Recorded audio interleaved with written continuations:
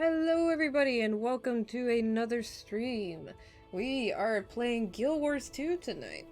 And it's kind of I don't know, I want to say it's like a bit of a funny story how this is happening, because I haven't played Guild Wars 2 in a while.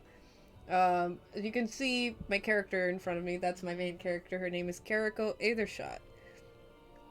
More on her a little later, but after playing so much Sentry, and having a clan build up again, the Kami clan, I've received questions about Guild Wars 2 and where the clan originated, which was this game, Guild Wars 2.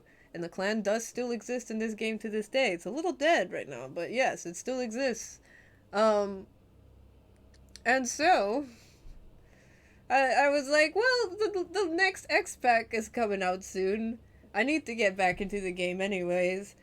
Why not just start playing some Guild Wars 2 again? It's been years. And I do mean, years. I mean, I guess technically the last time I opened the game was... I want to say within the year, but I can't say for sure. I do want to say within the year. But I have been playing this game on and off. I used to play it pretty obsessively for a while. This character in particular I think is 8 years old now? Either 8 or 9. But, yeah, she was one of my first characters. I think she was actually my second. My first one no longer exists. But, yeah, she's been with me for a while. But she is not my only character, as you will see down here. I'm a bit of an alcoholic. Yes, that is 15 characters. And yes, I'm a little addicted to Char. I just freaking love Char. They're cool. This is Saika, and yes, this is the Saika that inspired the mascot that you guys are familiar with in the Shadow's Hearth, or in my branding that you've seen around. This is the original character before I took the character and rewrote it and made something different out of it. And yes, she is a spooky bean, even in Guild Wars. And this is just an entire warband here of, oh, thank you for the subscription. Yeah, I got an entire warband here and some bits and bobs, so we'll go through them for a little bit. So Char are these big feline cats. We'll go into these races in a little bit, but some of my characters include Kariko Aethershot, a ranger, Saika Aetherphantom, which is a revenant, Kintaro Aetherlock, which is a thief, rogue. I think they're called thieves here.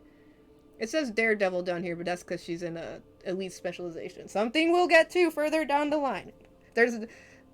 I am trying to make this, my intention with this stream is to make it kind of an introductory into Guild Wars, as well as talk about some of my experiences playing Guild Wars over time. So there are 5 playable races in this game. I have one of everyone except Norn, because Norn just have never appealed to me. I should make a Norn, but I probably won't. I'm sorry. There are the Silvari, which are like plant people. This is Rythane, Life Singer. More Char. There's Brassy Coppertail. A Windcaller Mifulu. Reina Aether Storm. She is in the same warband as Saika, Kariko, and Kintaro. Sumi O'Connell. She is a female human. Another human right here. This is Tradesman Malachi. Damien Elucidor.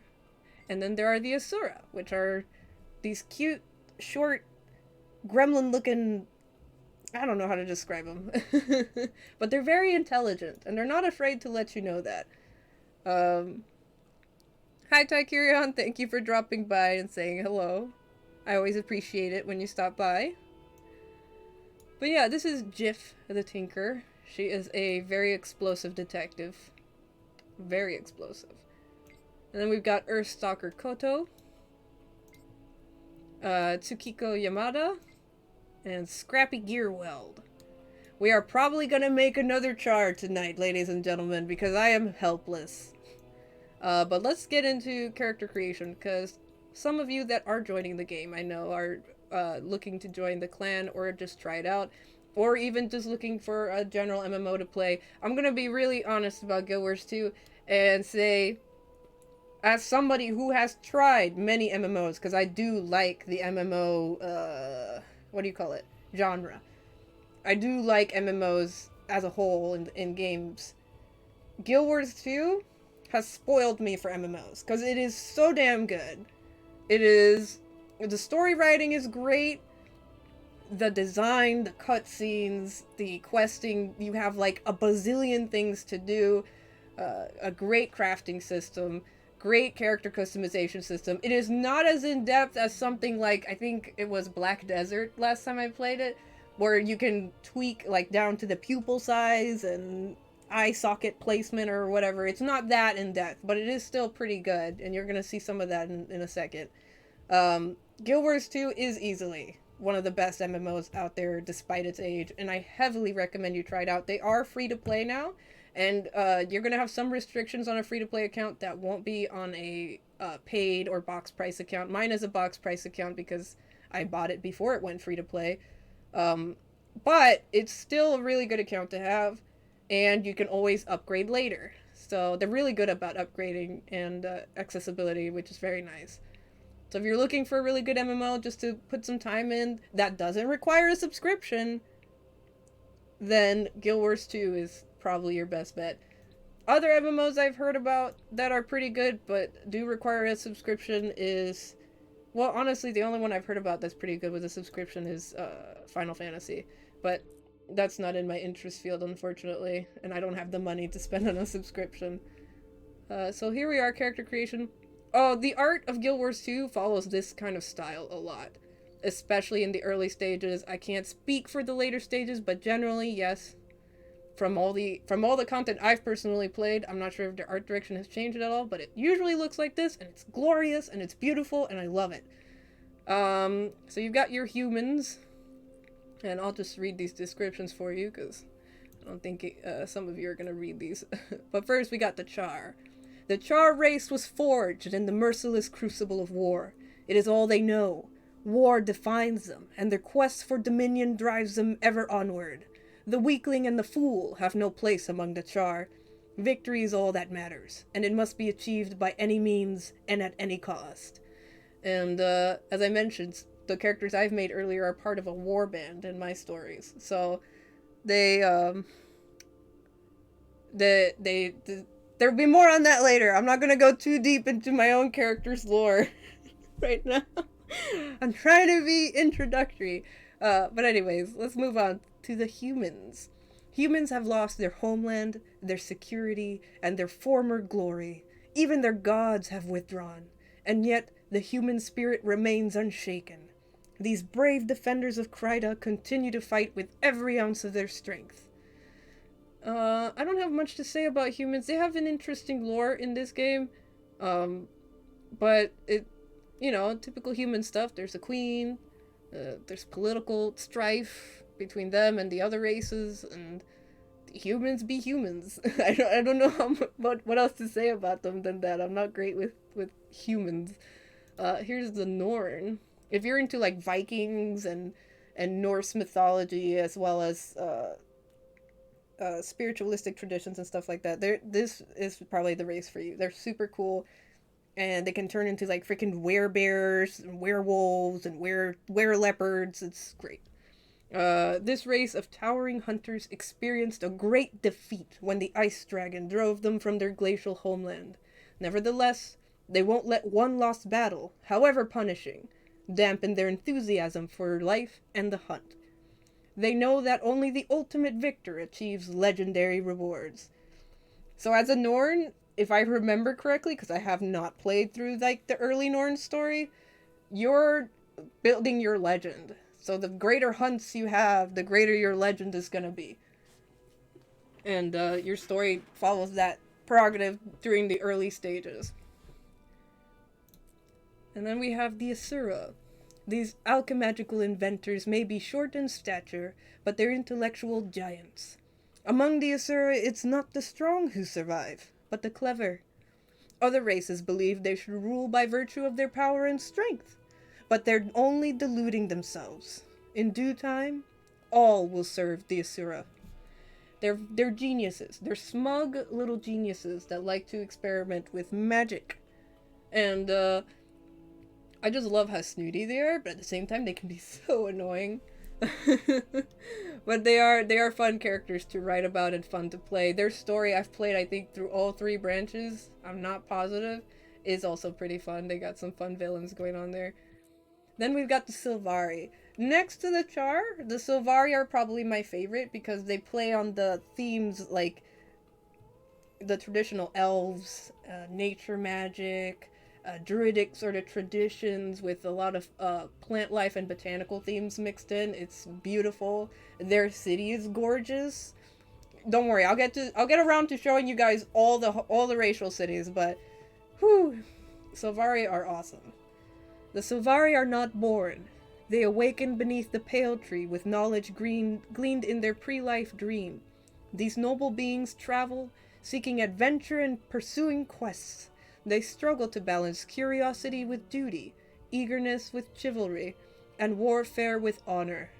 Magic and mystery entwine to shape the future of this race that has so recently appeared.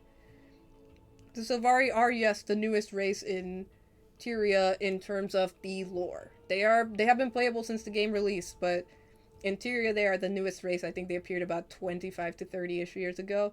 I'm not keeping up with the current calendar, so I could be wrong. Any lore hounds, feel free to correct me.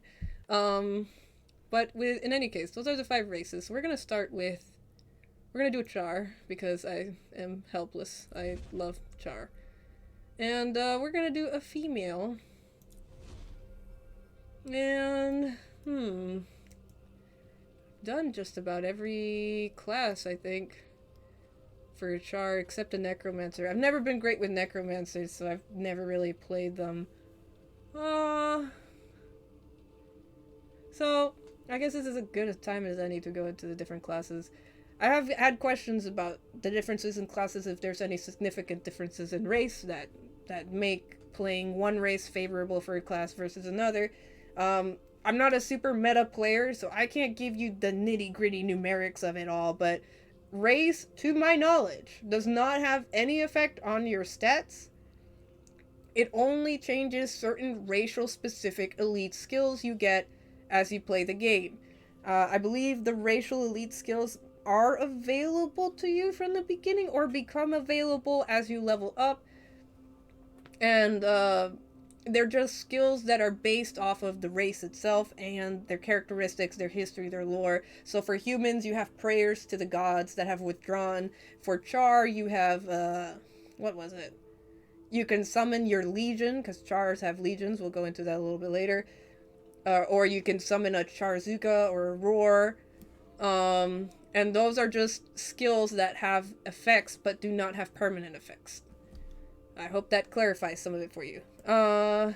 So here we got the warrior. Favors melee, high survivability, it's a weapons master. Warriors build their adrenaline by successfully striking an enemy, then expend it to unleash devastating burst attacks. Warriors are versatile and resilient fighters. Now, from what I remember, playing warrior, I haven't played a warrior in a long time. They are very survivable, and they have a lot of skills, and they were always scary to fight in like world versus world or PvP, and they were always super helpful to have in boss fights. I don't remember too much more about them. I don't know if I already have a warrior. I probably do. I know I have a guardian. Now, Reyna is a guardian.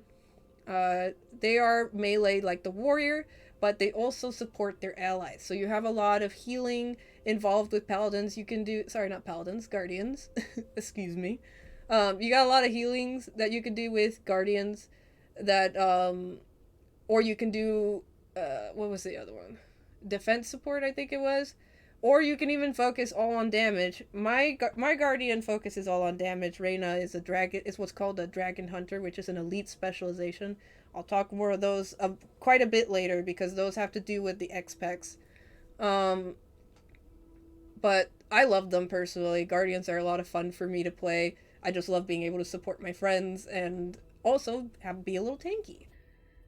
Revenants are a class that came with Heart of Thorns. If you have a free account, I don't think you'll have access to this class specifically because it became playable with Heart of Thorns, which is an expansion. They are a heavy armor class like Guardian and Warrior, but they're not quite as tanky. They can be if you spec for it and do the different elite specializations for it. But I'm not going to go too much into them because my own Revenant is kind of an incomplete project and I'm not great at Revenant as a class. So I have no room to talk here. A Ranger is my favorite class personally because I identify myself in the fantasy world as either one of two classes, either a druid or a ranger. Heavily inspired by my dad, who was the one that got me into fantasy and games in general because he's cool like that. Um, Rangers have pets. You have a pet companion, which is an NPC, and as a ranger in Guild Wars 2, you start with a starter pet based on your race, but you also can go out and tame more pets, and you can collect every pet in the game as you go along, with the exception of, I think, 2 pets that were tied specifically to Guild Wars 1, and I think that was like the White Raven and the Black Moa. I could be wrong, feel free to correct me. I don't have Guild Wars 1, so I can't confirm for sure. I know the Black Moa is an exclusive pet from the old games, though. They're super fun to play. As somebody who played a ranger for the better part of 7 years, it's, I just enjoyed it a lot. I love the lore behind Rangers. I love the theme, the nature theme, the pets, of course. I'm freaking, like, I play Ark, I play dragon games, I play all sorts of other pet games because I love pets. Or taming creatures, or just having creatures around. So this is easily my favorite class and one that I know pretty well. Caracal, my main character, the one that I've played the most, she is a ranger. She is an elite spec ranger. And she is a very tanky ranger, my own build that I've had for like years now. It's super fun to play. Thieves are going to be your top choice if you like dealing heavy damage, just out the gate. I mean, warriors can deal heavy damage too, don't get me wrong. But thieves are where the ridiculous amounts of damage are. They're very weak, they're squishy. In terms of health and defense, but they have damage output like nothing else. I love playing my rogue, or thief, Kintaro a lot, because it's just really fun to kill things with her. She's a conditioned damage build, so she is focused on just dealing as much damage as possible in as little time as possible. So if you're and you know, these traditional rogue gameplay, it's fun. It's just fun. So if you're looking to deal heavy damage and be sneaky, a thief might be something you want to play. Engineers are pretty cool and pretty fun. I have a couple of engineers. Brassy Coppertail and Scrappy Gearweld are both engineers. And they are... The word just left my mind. A utility class, that's it. That's the word I was looking for.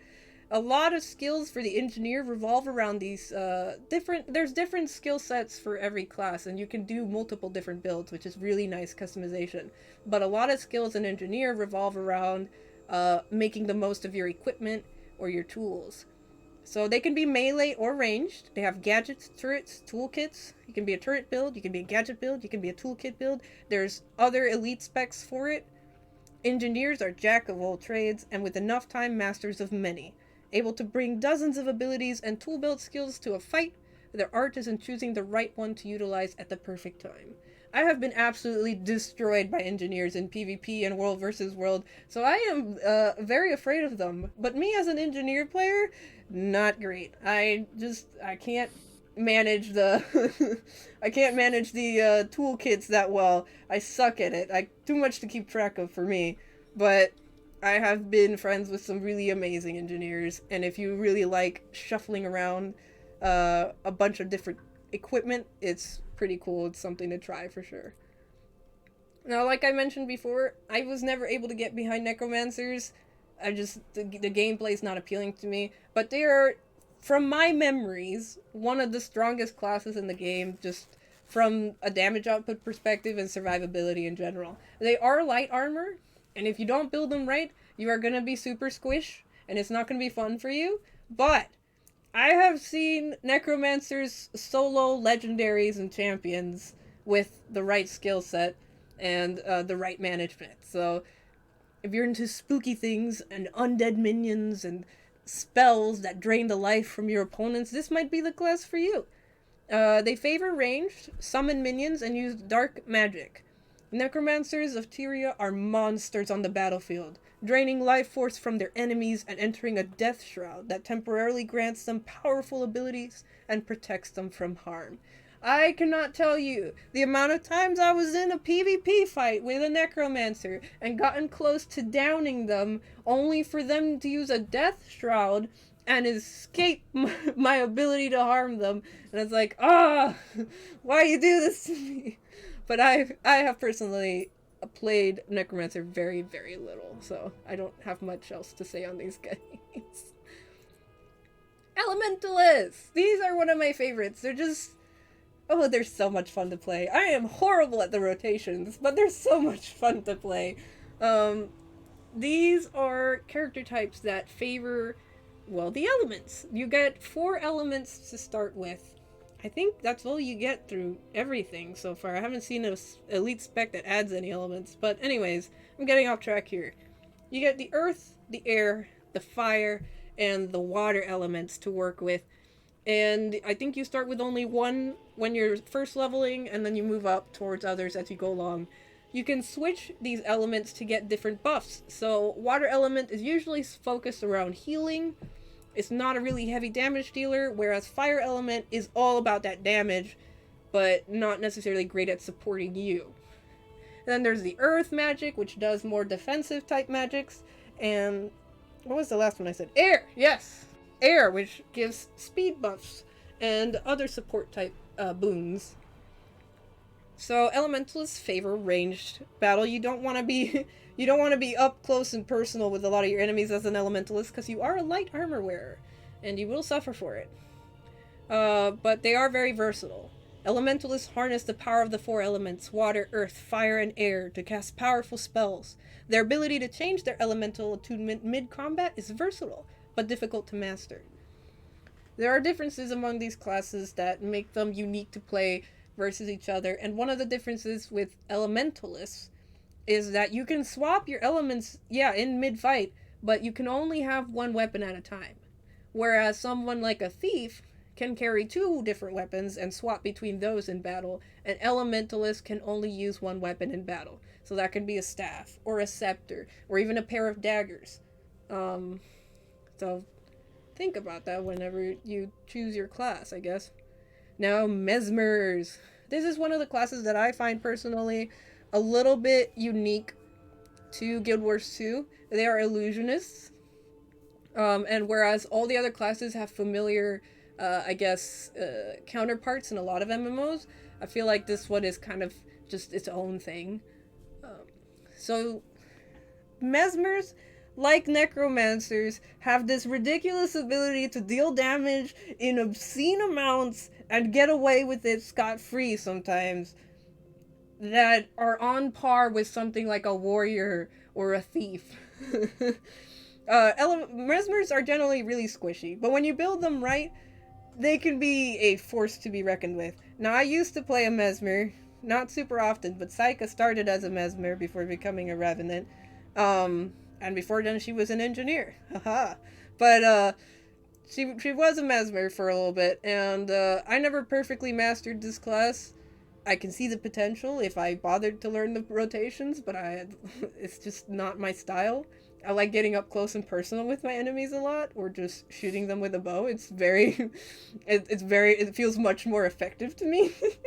But, Mesmers can still be really fun. You summon clones of yourself, and certain elite specializations even make use of things like sand or mirrors to deal their damage, and you can do some crazy condition builds with these guys.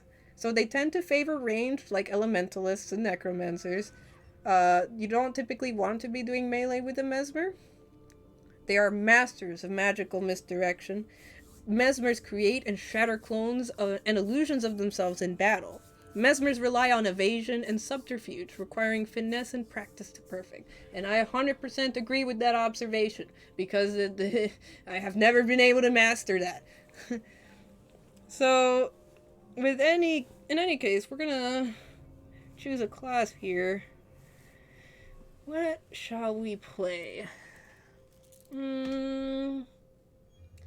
What do you guys think? What class are you most interested in seeing?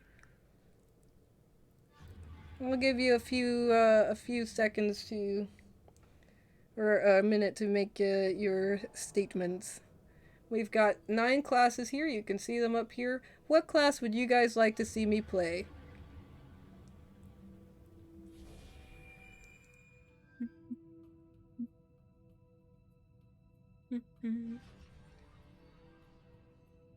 No, I can more or less coin flip it. Necro, I got one for Necro. I should have seen that one coming. I'm not great at Necromancer, but... Any other votes? Come on, guys, if there's something you're interested in, now's the time to make your voice heard. We got one for Necro so far. I know there's more of you out there.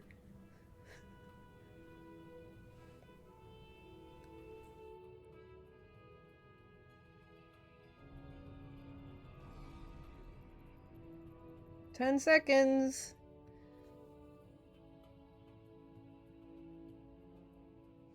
Oh, we got one for NG. And another for Ranger or Elementalist. Alright, I guess we'll do a coin flip. Let me see here. We'll do... Ranger's gonna be number 1. NG's gonna be number 2. Necromancer's gonna be number 3. And Elementalist is gonna be number 4. Let me get a random number picker here.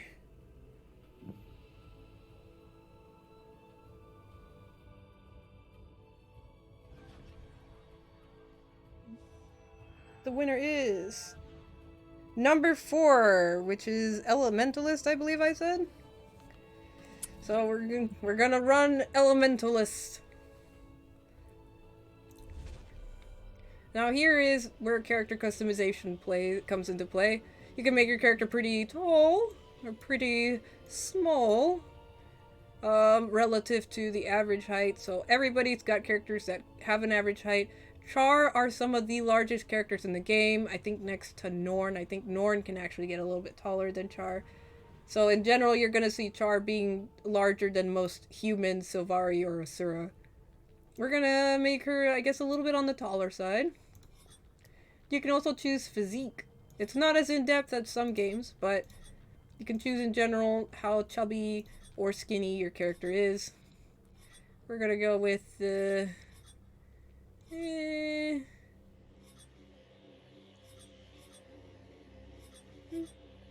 think I like this one. We're gonna go with this one. And you can choose to turn on or off the armor and toggle lighting. Now lighting can help you decide whether you like a certain fur color or a skin color or eye color. And in the case of Silvari, it lets you see their glow. Silvari have little markings on them that have glowy bits, and you can change the color of the glow. Fur pattern. There are a lot of feline fur patterns here, and some more fantasy-esque. I think we're gonna make her... burnt toast. Burnt toast color. Oh, that's a pretty blue. No, that's too dark. I think that's kind of nice. I think that's pretty. Alright. So yeah, she's the color of burnt toast, and her fur is patterned in blue-gray. And there's a lot of pretty patterns. And there's even more if you get makeup kits and stuff. Which a lot is a typical thing in MMOs in general. Makeup kits are in this game are called Makeover Kits, I think it was, and they have some exclusive fur patterns and faces and stuff in them. Can you change the appearance of your character after you've started playing? Yes, you can actually. Oh, You have to pay oh. for the cosmetic change, but With but in-game money or?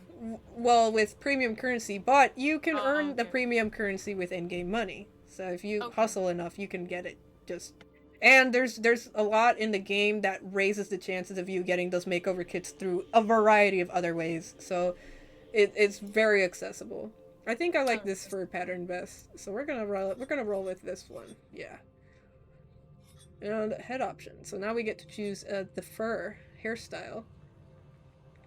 Look at that. Look at that wiggle. Gotta keep in mind, this isn't the most detailed engine, but it's an 8-year-old game.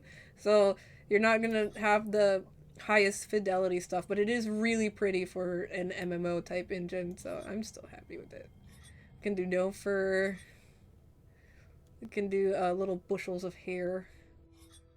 A mohawk. Another mohawk. Lots of mohawks. They typically have manes just along this edge here. I got a makeover kit we can use on this girl later, so for now we'll just do this one, why not? And we'll make her hair match her fur a little bit more. More of that blue-gray going on, or maybe something a little paler. That looks nice. And you can change accessory colors. Certain hairstyles have accessories in them. Not all hairstyles have accessories in them. And much like the actual hair type, I believe the makeover kits have additional accessory colors. Since she seems to be a blue-gray type of char, we're gonna use a blue type of accessory. Why not? There are facial archetypes. You can tweak these faces a little bit, but in general, they have major defining features to them. Kariko's face was this one, I believe. I haven't changed it in years. But some of these are new, introduced by later gameplay. This is a newer face. This is a newer face. This is also a newer face. I kind of like it. Kind of like that spiky furred appearance. So we're gonna use that one. And horns. You can choose different horn types. Now again, if you have a makeover kit, you can do even more different kinds of horn types with these guys. I have a hairstyle kit, which is not gonna affect the horns, I believe. But and you can adjust things like the horn length. You can make them bigger or smaller, dramatic, or just nubbies. Um, some of these used to be tied behind different sexes, but now they're available for either char to use, which is nice. Hmm.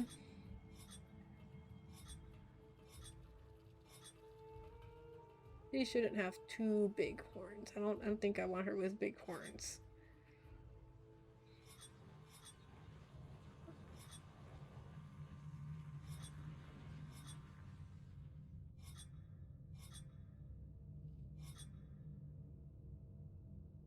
These are kind of cute.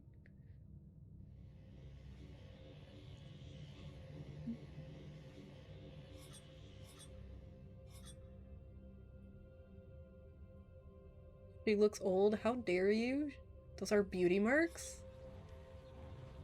Uh, kind of like these horns. Nah.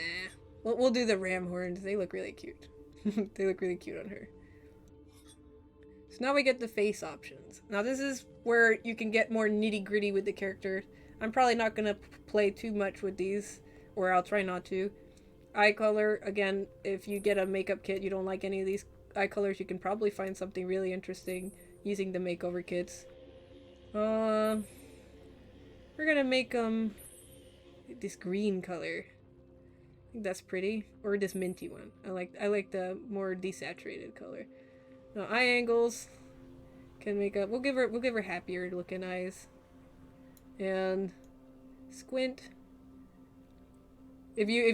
Some of the there are some interesting bugs with some of these faces where if you put things too big or too thin, then either they won't blink all the way or they'll blink through itself, and it's kind of funny. But we'll give her some larger eyes, like this, and you can change the size of them. We'll go a bit on the smaller side. Why not? Big eyes. Right there. That's good. And then iris size. Yes, you can mess with the irises. She's on catnip. She's not on catnip. She's on catnip. She's not on catnip. All right. We'll go with a bigger. She's gonna have those big baby eyes. And brow placement can be kind of hard to see on with their normal posture. I'm already concerned. Yeah, Char tend to be hunched over, but they have a lope where they're on all fours and stuff. So it's just the way they're built. I'm gonna put them a little lower here, and nah, something like this. This looks good. And big brows or little brows. I think I like the little brows better, so we'll do that. Now, the muzzle. You can change the muzzle. Obviously, not every race has these options. Not every race has a muzzle. So, there's going to be different options for different ones. I actually don't mind the face much the way it is. I think it's really cool, but just for the sake of it, we'll mess with some of these settings. I always like the Char to have big twofers, but we're gonna go like medium big twofers. And you can tilt the jaw. So turn it inwards, turn it outwards. I don't know why this particular face has it going up and down. Usually you just see the bottom teeth tilt in or tilt out, but I guess this specific jaw is more like up and down. We'll just leave it kind of in the center here. Maybe a little bit like this. No. A little bit like this. Nah. Something. Yeah, close to the center there. Tilt of the muzzle is the upper nose, so you can make it look a little more snubby. Or you can make it look a little longer.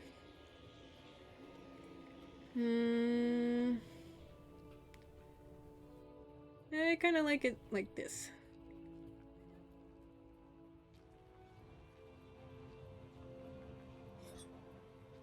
And ear length. You can make them long, fluffy ears, or you can make them short and stubby. I actually don't mind the length. Put them like maybe a little towards the long side. And we'll make them big and thick. Big fluffies. And then of course the head size. Blech. Big. Big. Alright. I'll just leave that kind of average. Like, the general features of this specific face look really nice to me, so I'm pretty happy. Now, you only get some basic dyes to start with when you're creating characters, but Guild Wars 2 has an incredible character customizer, and as you go along, you can collect dyes and change. I'll freaking show you when we get out of the tutorial area. But it is an incredible customization system. So, we're gonna go with some blues here. Nah, more blue. Or does the gray look nice?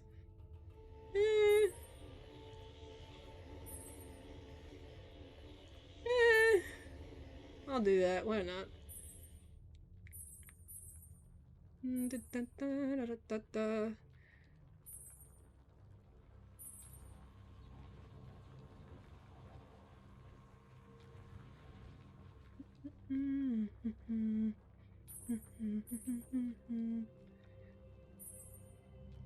Alright.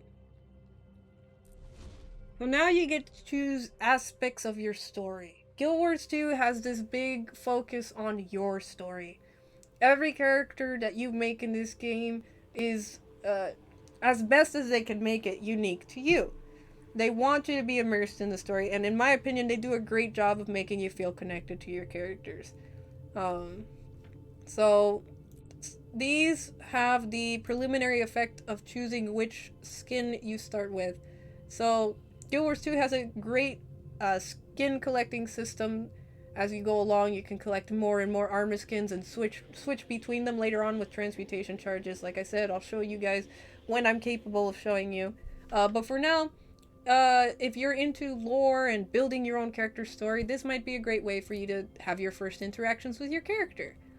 So since she's all blue and water themed, I think we're either gonna do air or water. But I like the three droplets up there, so we're gonna do water. Water, whether frozen or flowing, is life, and its current run deep with us.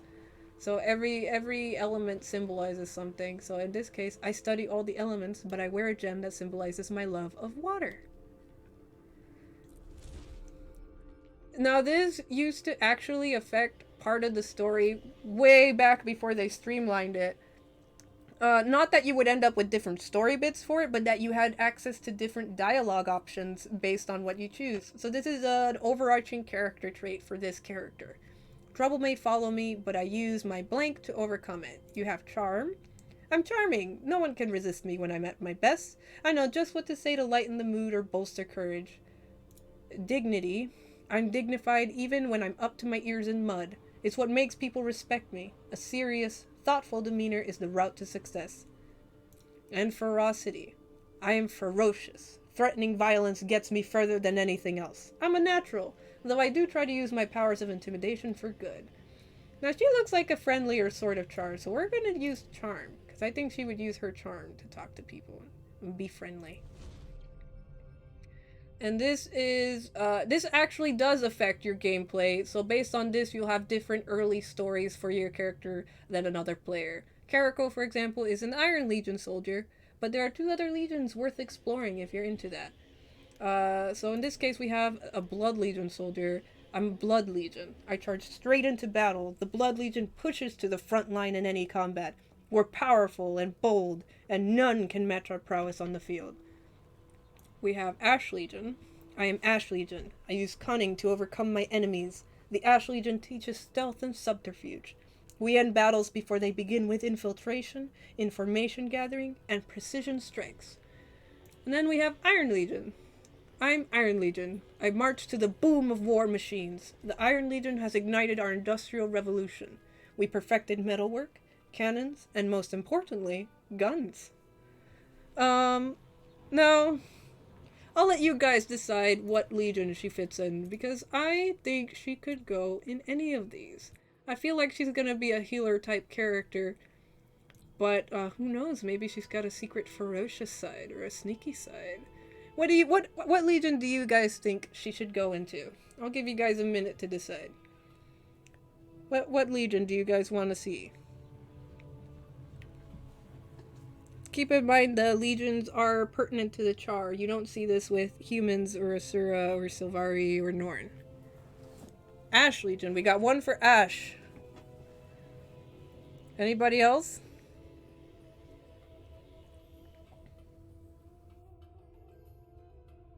Oh, we got two for Ash Legion.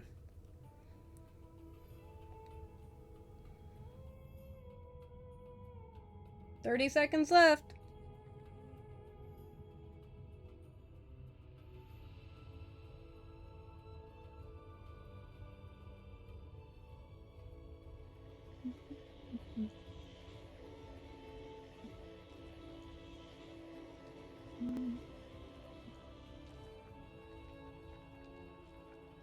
Alright, looks like it's gonna be Ash Legion. I am proud to be Ash Legion.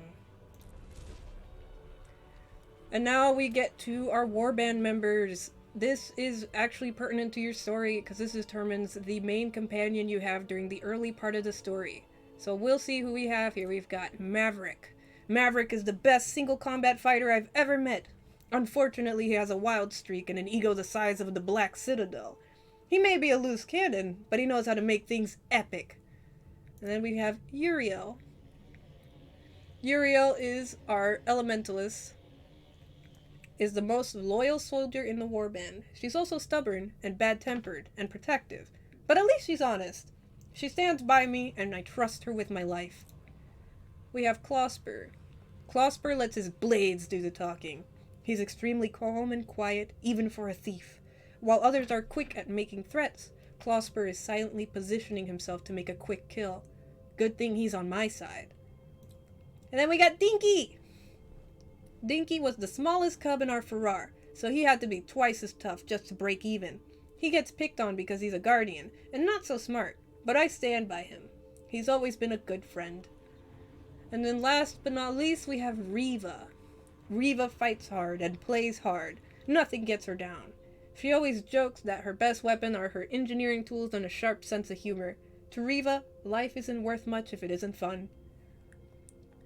I'll let you guys choose which of our warband mates we go with. Will it be the pretentious Maverick, the stubborn Uriel, the silent Klosper, the protective Dinky, or the fun Riva? Who should we pick? Who is our sparring partner?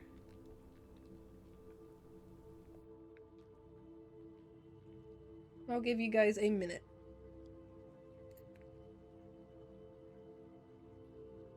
We got 1 for Uriel or Riva.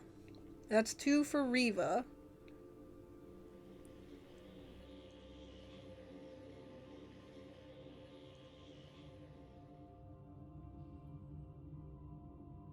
Got 30 seconds. Make your voice heard.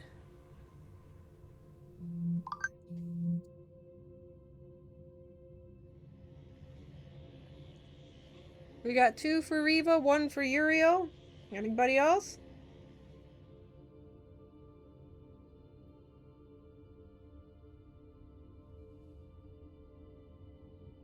Alright.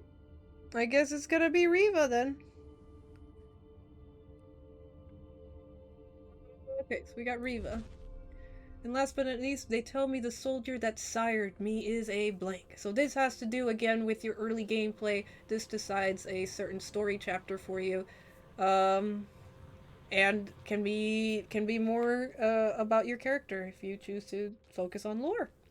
So we got a loyal soldier. I've heard my sire's name spoken with reverence ever since I was a cub in the Farrar. I plan to live up to his reputation, or exceed it. We got a Sorceress Shaman. Flame Legion shamans once enslaved us. Because of this, my father, who is a shaman, is treated with suspicion and mistrust. I must overcome his reputation.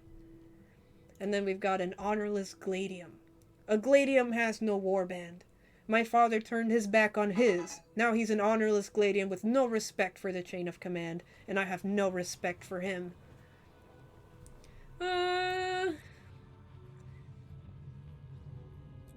Since she's a magic user, I'm kind of tempted to go with a Sorceress Shaman. Seems like some fancy drama there. But also a loyal soldier seems kind of fun. I mean, they're all pretty good. I've played through all of them. But,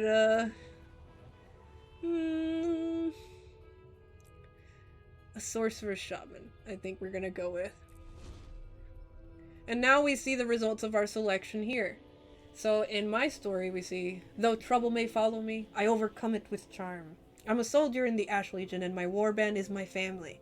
I would die for them, especially Riva, my sparring partner. They tell me my sire is a Sorceress Shaman. I must overcome his reputation, whatever it takes.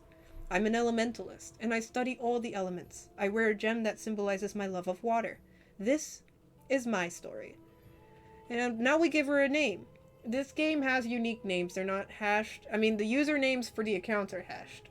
But the names of your character have to be unique. So, if somebody had, like, Percy. And somebody else had their character named Percy. I couldn't use Percy, but her name's not Percy. Char, lore-wise, are kind of based around the Roman legions, among some other inspirations.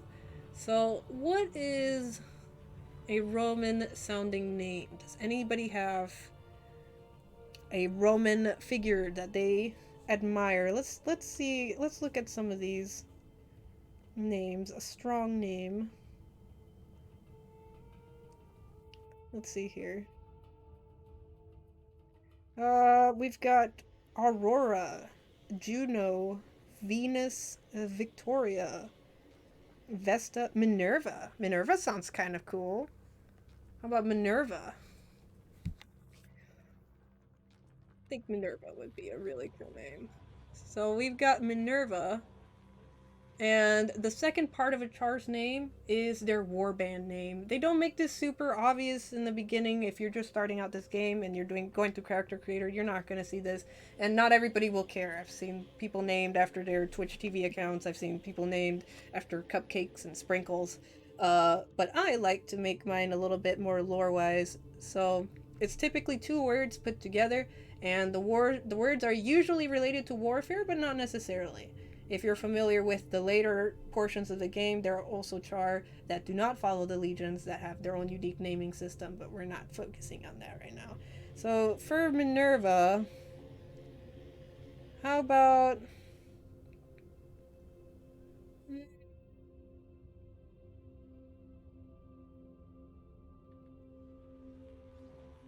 let's do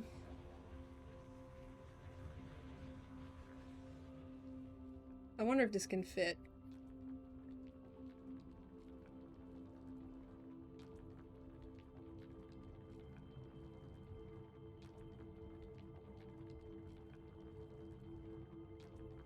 Nope.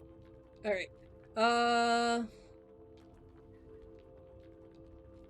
Frost Roar. Does that fit? Oh, it does fit. Minerva Frost Roar. Why not?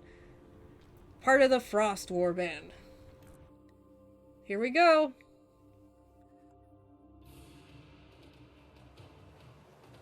I am a char.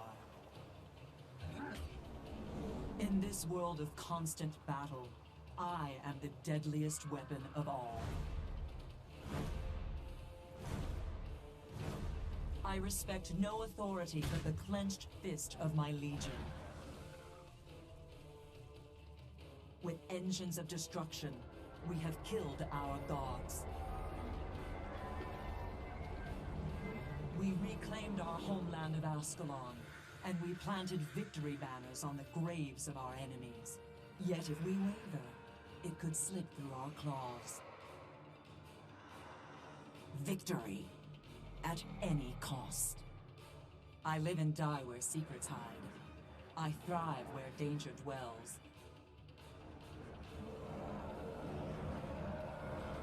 I am a soldier in the service of the Ash Legion. I am the blade in the darkness.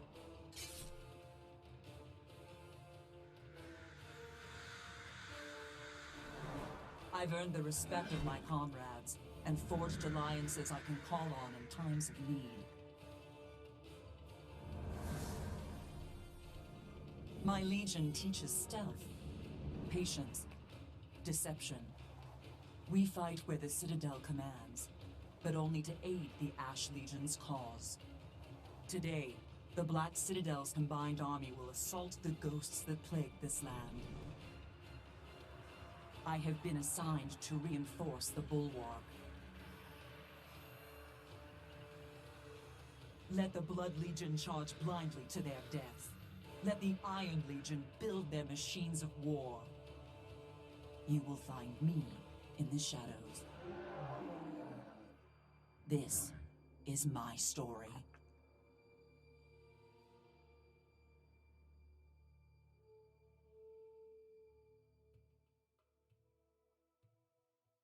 So that intro can change depending on your choices, but it's still as awesome as the first day I started playing this game. We're starting in the introductory quest right now, which is instanced, semi-instanced, meaning I'm going to be with some other players, but we're not typically visible to most of the server yet.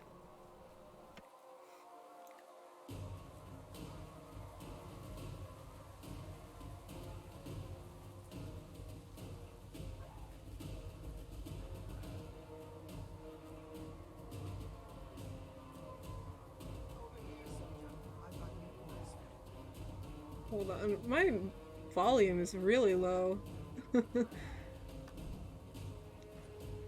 Ah, that'll explain it. Hold on. Let's turn this down a little bit. And then turn this up. And then this up. Let's see if that helps a little bit. Legionnaire Tosha Dome Splitter. Just in time, soldier. The ghost army has been bashing through that gate for weeks. They've finally broken through. Fight your way to the front and report to Centurion Chris Knife for more orders. And then this is just, you know, your basic stuff. So we've got very limited spells right now. There's Riva. Over here. This is your lucky day. You get to pay attention to me. Meg!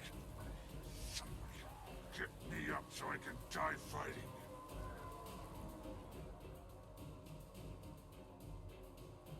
I need your help, soldier. Tribune Brimstone has ordered me to the crypt, but I'm too torn up to make it. What's so important that the Blood Legion Tribune is there? The ghost of Bearden is far more powerful than we thought. His army just broke through our defenses. Ritlock's about to fight him head-on. If he succeeds, it'll be weeks before the ghost reforms, and we can rebuild our perimeter. On my way.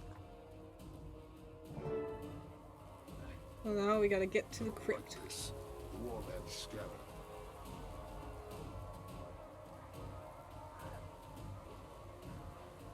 And you'll see our other warband members through here. Here, ghosty, ghosty, ghosty. Dangerous surprise for you.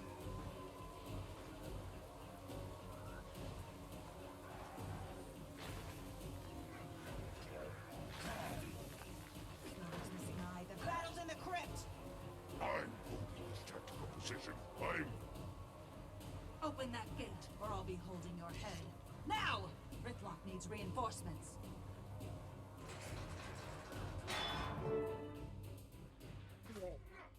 Best fighting works. You go on. I'll be right behind you. Oh, the crypt. Oh my god, the memories. It's been so long. Get out of my way! Blood honors Ascalon.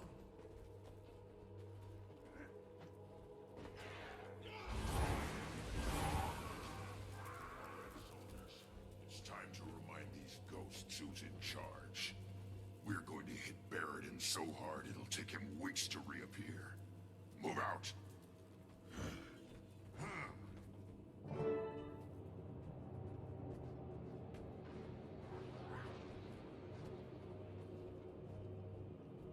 Come here. Come here. Eat fire. Eat fire. Get back here. Stand fast! Rally to me! Cut them down! Stop the blood! Filthy animals! You will regret this! Can I get some help here?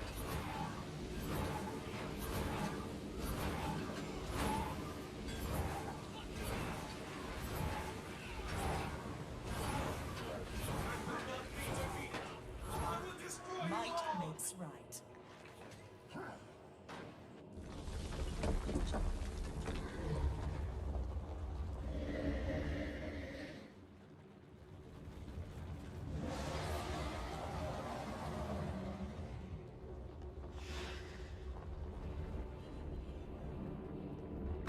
Get him! So much fire damage! Lost this war long ago, and it won't kill you until you get the point. How dare. I can't reach your hammer, but I can reach this crystal thing. Burn down his kingdom and burn the ashes. Make him remember that day.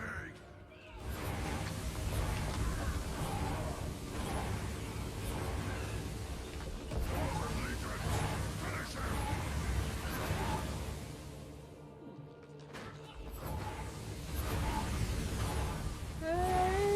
He's done.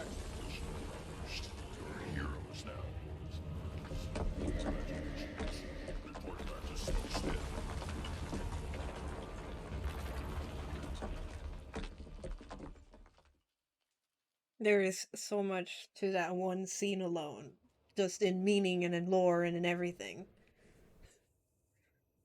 I heard what you did down in that crypt, soldier. Impressive. Tribune Brimstone was calling the shots. I just did my job. Don't sell yourself short.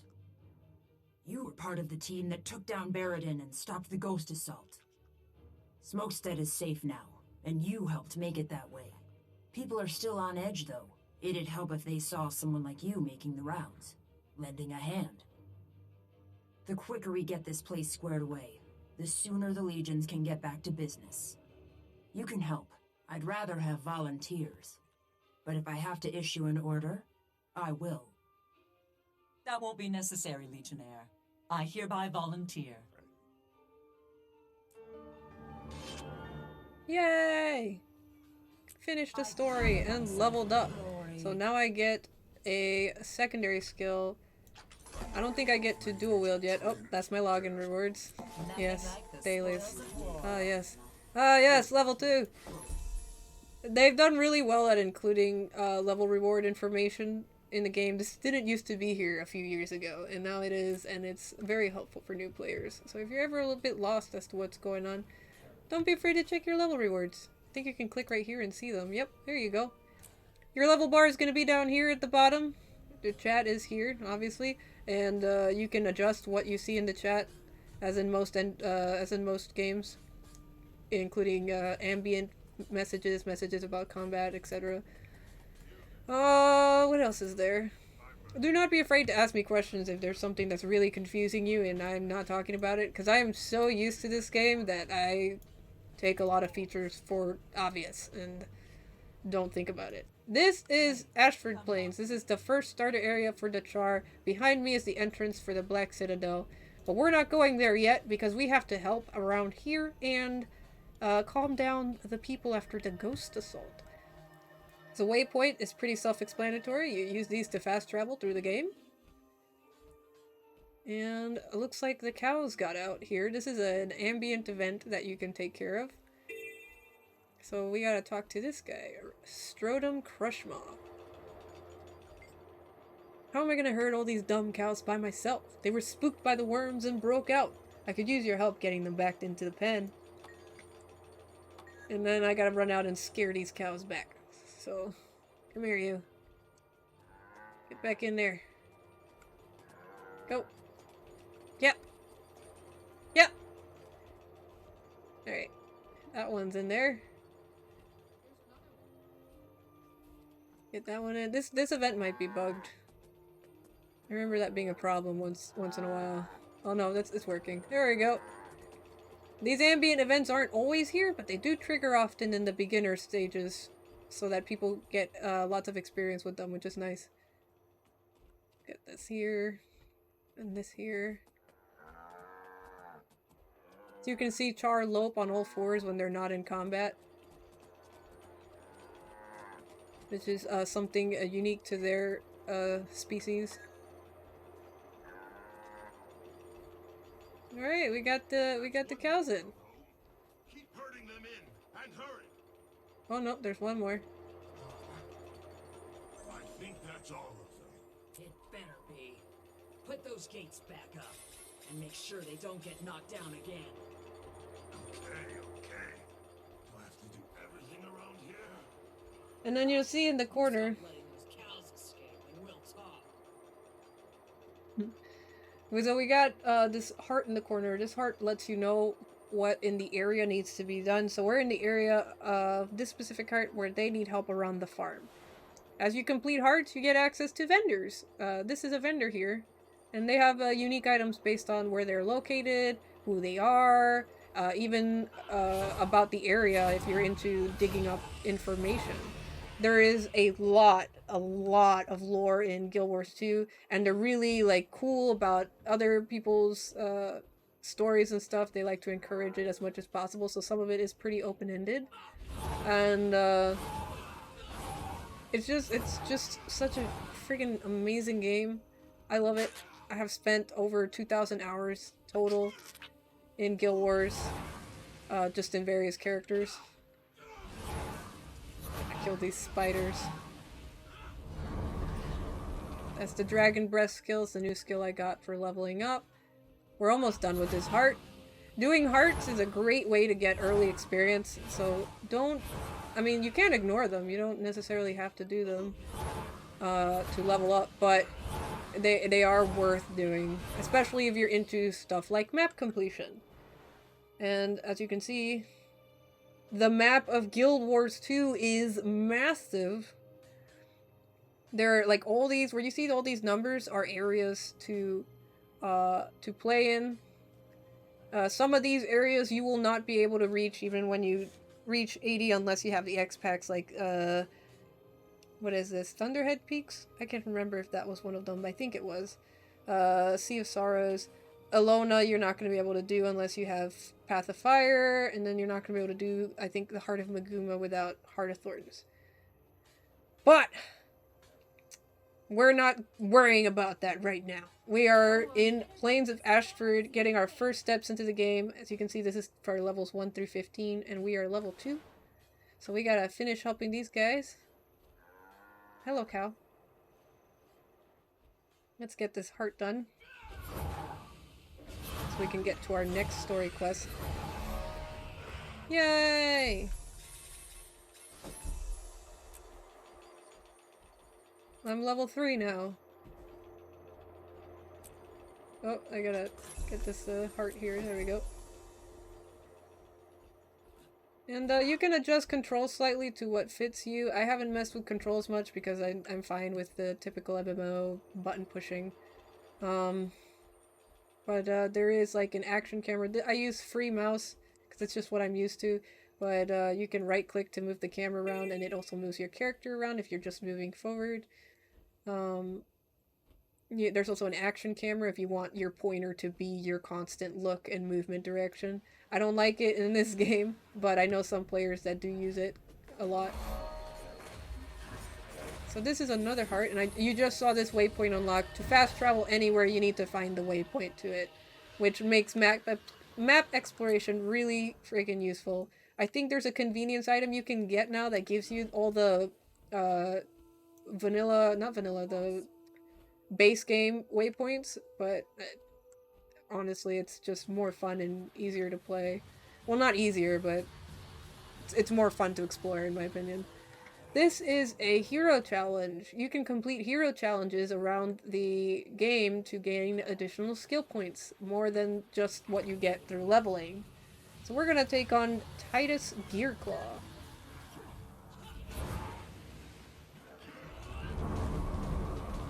He is level 5, so I'm not doing as much damage to him as...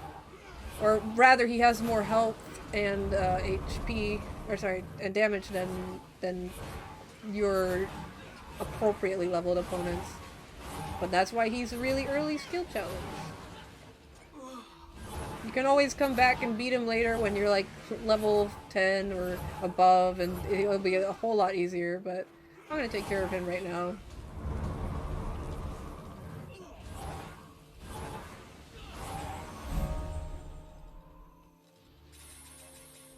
Alright, that's a nice boost of experience. If the first time you complete these hero challenges, you get an experience boost. I think you can replay them, but you don't get an additional boost or an additional skill point for it. And in this heart, you can either help them kill the Skrit, which are those little rat people you see running around, or you can fire cannons. I'm firing cannons because they tend to reset pretty quickly.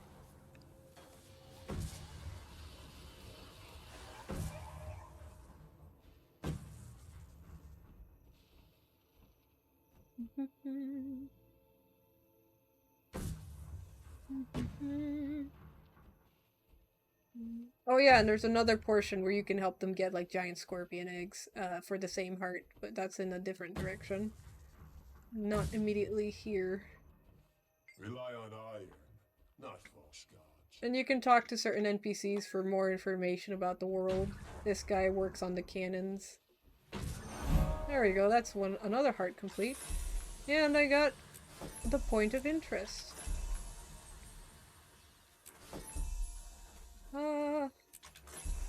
Oh my goodness, so many chests. You get very well rewarded playing this MMO. Just little doses of dopamine for your hard work. We're gonna get this point of interest here. There we go. Mox Niche. This is a new set of achievements to me. Apparently now there's tutorial mastery. So yeah. The tutorial achievement. There's a lot of achievements in this game. As you can see, I've done several. I'm at 10,621, but I have some friends that have gone way, way beyond this amount. Like, I am on the lower ranges at this point. And you get achievement points and items and rewards for doing it, like including premium currency if you get enough achievement points. So now this is another heart. Help Crucibus Forgeweld run the armory. I think Crucibus is over here somewhere. But we're gonna take down this Flame Legion. Flame Legion are the bad char. They do things that are not nice to other char. That's a hyena. I don't need a hyena. Oh, unexploded ordnance. And we can pick this one up. Oh, it exploded.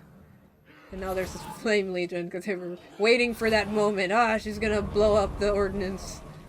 I better wait here. Well, let's pick this up. Deactivate it, yes. Oh man, they gotta really stop making their explosives with Flame Legion. And then we can test some mortars over here. There's Crucibus. Whee! These are helpful in like the event for defending the forge, which happens once in a while here. Here's some more.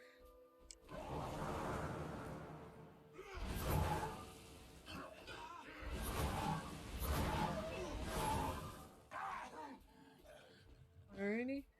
I think they separated this the stories now by level. It used to be that once you got to level 3 you got more story quests, but I think now it's you have to be level 10 to get like a bunch at once. Oops, sorry hyena. I'm sorry! I didn't want to fight you! I was just trying to fight the Flame Legion.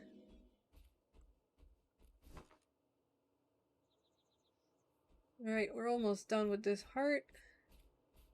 We'll be zooming through these levels in no time, and then I'll give you guys a gander at the customization system.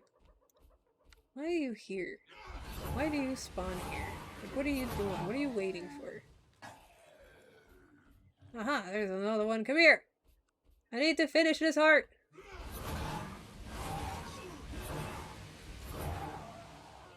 There we are. Oh, nope. Still gotta do a little bit more. Alright, where's a mortar shell? I can actually probably fire that mortar again. Let me see. Give me your mortar. Yes, there we go. And you get karma, which is something you can use in these vendors for doing stuff. So the more good stuff you do, the more karma you have. It's not exactly something you can buy or pay premium currency for. It's just something you earn by playing the game.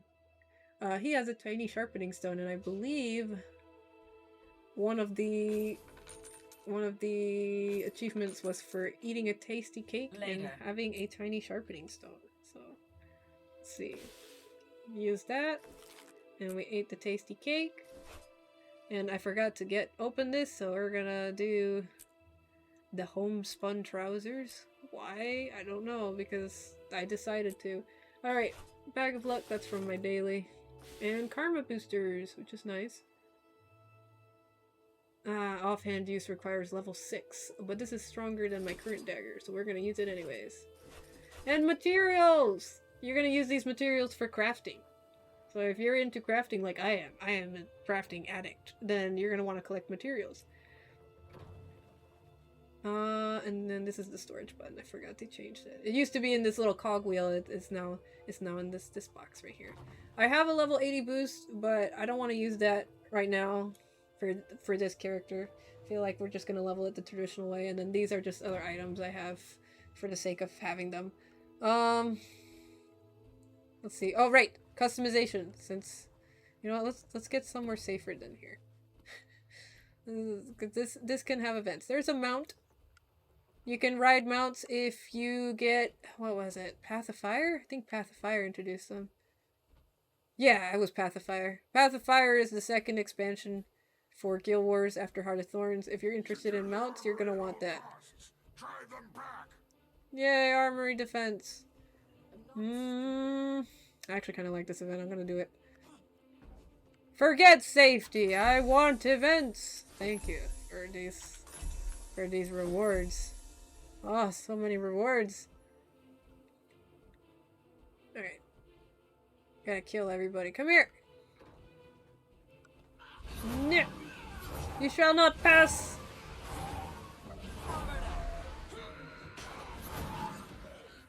Okay, now I'm doing 18 damage because I got stronger. And we'll talk about skills in just a second, along with the armor customization. I know customization is a big deal for a lot of people. Most of the questions I've gotten have been not around the gameplay necessarily, but around the customization and how friendly it is, especially for free-to-play players. While I got my account while it was still not free-to-play, I can say that I've only heard good things from free-to-play players in terms of accessibility and playability of the game.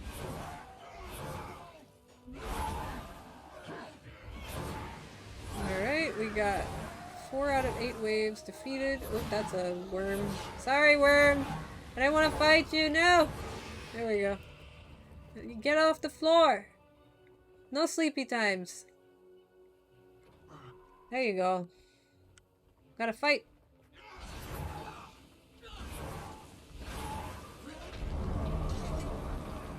Now to extinguish their fire.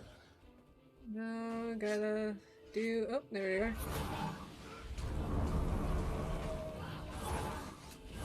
And then we got a new skill here. We'll do it with these guys. Come here, you. And then this guy should be the last one. There we go. Delicious experience. Alright, let's get over here real quick. And we'll talk about the stuff. I got so many mounts. I played this game way too much. We're probably going to be playing more of it in the coming months. Especially since the X-Packs is coming out soon. If you live long enough, you'll get plenty of both. Alright, so a lot of ambient chatter. It's fun for me because I love writing stories and being immersed in the world. And they do a great job of it. What do you want? Oh, there's people fighting. He's gonna follow me until I stop. Stop! Go find somebody else! Go bother somebody else! Yeah, sure. Go away. Anyways, let's go over here real quick, because that's kind of an annoying sound to have. And Hero Tab! So, the Hero Tab is like your bread and butter for this game. Everything about your character and about its story, leveling up, skills, etc. They're all going to be in the Hero Tab. So, this is your basic boy tab. The first tab you've got is your hero for equipment. So here you can decide your equipment. You can have loadouts. So if you have a different template or a different set of armor that you want to use, you use this to build your loadout and you can just swap freely between them, which is extra nice. I remember the days when that was not available. It was not fun. We're going to switch to the staff here because I actually really like staff gameplay for Elementalists. And we're going to go out here. Now next tab is the wardrobe. Now this is the one that I get a lot of questions over. What is the wardrobe? What does it do? Wardrobe allows you to go here and whatever skin you have collected, like whatever version of armor you have collected, gets added to your skin library, and you can use transmutation charges to transform the item. Now the item is gonna remain the same item it's always been. So for example, my glacial eye will always be a glacial eye, but the skin can be transmuted into something else, like the seer mask. So suddenly, instead of a Glacial Eye, it's a Seer Mask, but if you go over here, it says Transmuted Glacial Eye. The armor is the same, defense is the same as it's always been for that specific piece. It is, for all intents and purposes, a Glacial Eye, it just now looks different. And this is a really handy system, and I love Guild Wars 2 for it, because it just makes it so much more customizable. It used to be that if you wanted to switch skins, like way long time ago, if you wanted to switch skins, you had to keep the piece of equipment you wanted the skin off of. And then make sure the equipment that you did want the skin on was like the final equipment you wanted it on, because once you transmuted it, the original item would be gone, and you'd have to get another of the same item in order to turn or change the skin of something else. We're not gonna transmute everything here because this clothing is really gonna like disappear fast. We're gonna get so many new pieces of armor very quickly in the early levels, so it's not worth transmuting. But this is just a few examples of different skins that I have that I can then use for future items. So if I don't like the way a specific item looks, I don't have to deal with that. I can just transmute it. And you get transmutation charges all the time. I mean, unless you're friggin' fashion warsing it up here constantly and using 8 or 9 transmutation charges a day or an hour, you're gonna be hard pressed to be running out of transmutation charges often. But we're not gonna transmute in too much in this early stage because, like I said, we're gonna be getting a lot of equipment very quickly. Let's see here. What else was I gonna talk about? I feel like I'm forgetting something. Oh, I forgot literally the rest of this. So, Guild Wars 2 also has outfits. Outfits are not separate skins for your equipment. They are complete entire outfits that override your equipment. So, if you like the appearance of certain outfits, you can use this and it'll just override everything, and you can turn them on and off, and it won't affect your armor. It does not have its own stats. It's just literally a different appearance that is more complete than armor pieces give you. And you can't edit every individual piece, but you can change it slightly by removing things like your mask. If you have no mask, then your outfit will have no mask or headpiece or whatever. And again, if you turn on the mask, suddenly your outfit has a mask. And there are lots of different outfits to collect. Some are limited edition and not available anymore. I don't really have too many of those, I think this was limited edition. Not sure if you can get it anymore. I don't have anything else that was limited, but yeah. Maybe this. I think this is limited. But yeah. There's lots of beautiful outfits, and outfits tend to have really unique aspects that you don't find in a lot of armor typically. So if you're into complete looks, then the outfits might be the thing for you. We're not gonna worry about that right now. What else was there? Okay, so I remember when I mentioned the dye system. Guild Wars 2, this is again part of their customization system, and it's been a huge improvement over the years. As you collect dyes, you can add them to your collection, and use them on your clothing. So as you can see, these are all the dyes I've unlocked. Any dye that I have not unlocked is shown with this little lock here. I have unlocked literally all the basic dyes, all the common dyes, all the uncommon dyes, and all the rare dyes. The only ones I haven't fully unlocked are exclusive dyes, and these are being expanded almost all the time. So, slowly, I remember making it like my mission to start collecting some of these dyes. Now, exclusive dyes are gonna have your most, we'll call them effects. They're gonna have the most striking colors and brightness and aspects to them. So, like, we'll take, what was it? Bloodstone Dark Indigo as an example. Bloodstone Dark Indigo, you can't see it well here. It's like a deep blue, but if you put it on certain equipment, it comes out like warped between, like a shift between blue and red, and it's really cool. Electro, it tends to be really fluorescent, so it's a really bright shade of that color. Glint's crystal and Glint's series of dyes tend to be really bright, so they're very shiny. They don't actually glow, but you know what I mean. The Elonian dyes tend to be very saturated, and there's of course even like more saturated colors if that's your thing, and pale colors, pastels. And if you use these materials on certain armors, like if you use this what was this, silver satin on armor, the armor itself gets a matte sheen to it, so it's not as shiny. And just little things like that which make these dyes really cool.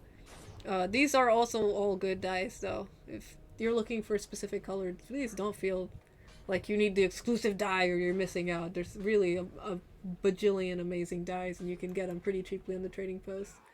Now for mounts, again you need the Path of Fire expansion for these.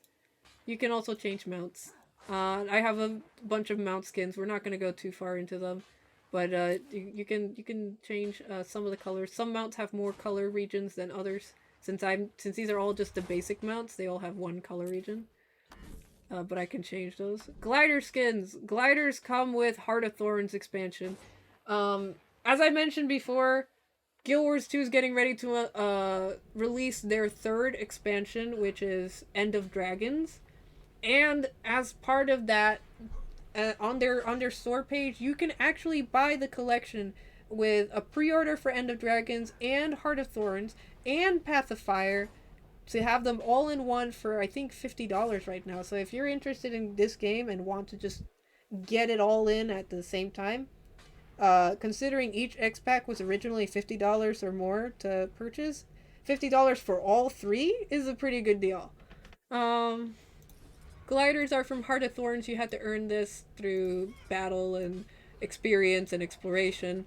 I have it because lol. Mastery unlocks. What else is there? Mounts I've already talked about. You can see some of my skins here. Some of them are a lot flashier than others, as you can see. Like the bunny rabbits and the manta rays. I think this one leaves a trail of bubbles, so we'll use that one. Why not? Of course, there's the Winter's Day, the Christmas sand jackals, but there are other kinds. Look at this galactic sand jackal, the Ceylon cut, which is a really creepy glass orb jackal, so on and so forth. Ice and water. The Tidal Light Paw. I think we'll use that one. That's really cute. And I don't have many of these. I don't have any of these. I just never really liked the roller beetle. But it's kind of like it's kind of like a fantasy motorcycle beetle sort of thing. You can drift with it and run races and stuff. Maybe we might see one of those if we hang out long enough. But I don't think we might not get to it tonight. The Vigilant Saber Claw. The Tundra Grimalkin. There's a bunch of other ones I don't have, but that are really cool nonetheless. I have not played this game in a while, so a lot of these mounts weren't available when I generally stopped playing actively. Griffins, you have to work hard to unlock this one. For those of you that like parakeets, I guess.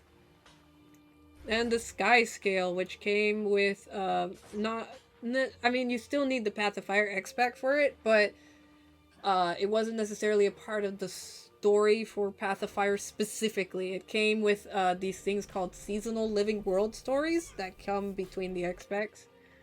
So I believe this was season 4 that you could unlock these guys. Alright. Enough of the mounts. I get so distracted by animals. Novelties! Novelties are things. There's 4 different slots. So you got chairs, musical instruments, held items, toys, permanent tonics. Guild Wars 2 does a great job of just adding stuff for fun. So chairs was one of their more recent additions, and you can get these chairs and use them.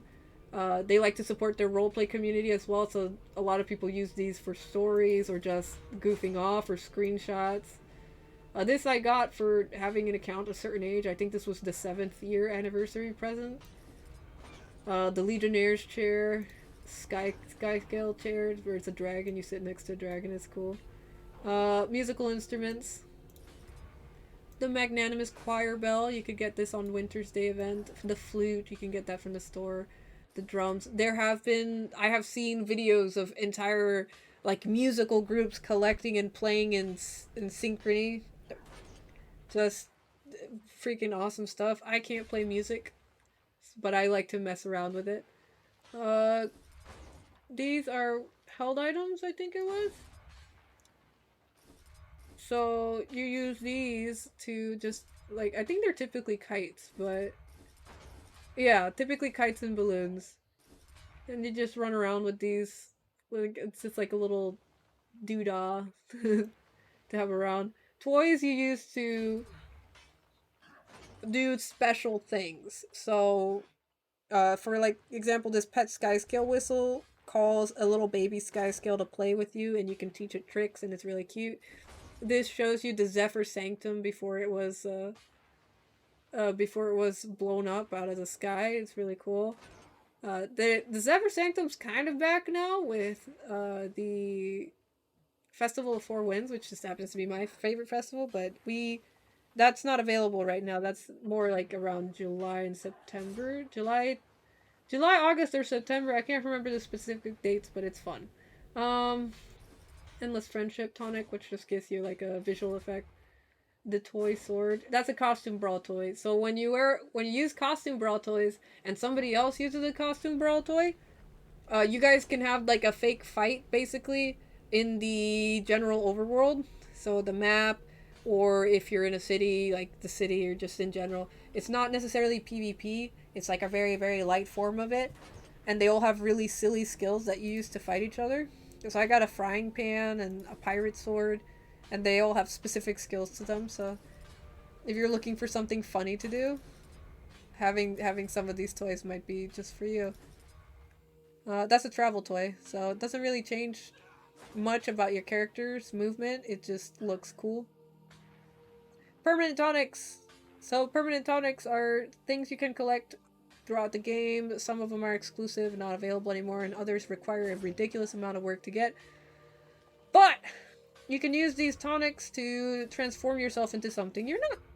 So, there's the Endless Shadow Raven tonic I have, Endless Gift Box, Endless Doliac, and we have the Endless Mystery Feline. This is one of my favorites. You can choose your novelty down here. And we're gonna use the Mystery Feline. There, see? Now I'm a kitty cat. When I run around like this, I have costume brawl skills. So you can see me get the little boxing gloves above my head. If somebody else was costume brawling, I could attack them. I can change back and then change into another. Oh, no, it gave me the same kitten.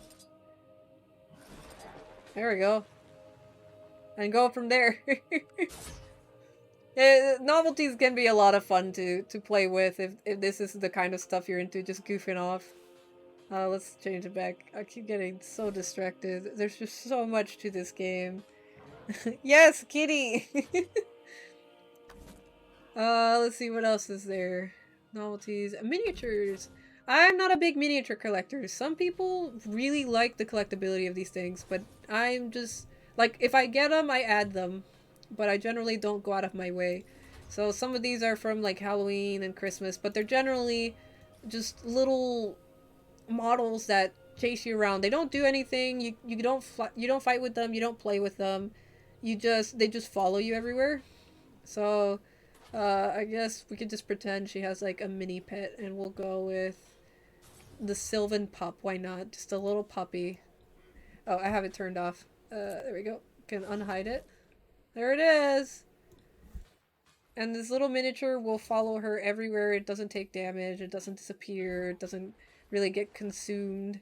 And you add them just like dyes, just like skins, just like novelties.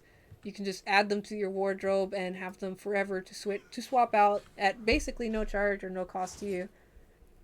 Which again is one of the nice things about Guild Wars 2. It's just so customizable. Finishers. These are for PvP. And there are some specific enemies in the overworld that you can fight that can also be finished. But in general, these are specifically for PvP. These are just different, so when you finish a player, they are downed, and you might see that effect on me as we fight some enemies, but when they are downed, you can come up to them and do a timed finisher. If you complete the finisher, they, perish.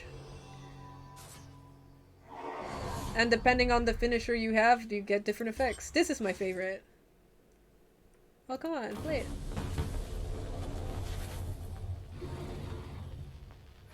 it. Too cool. That's my favorite.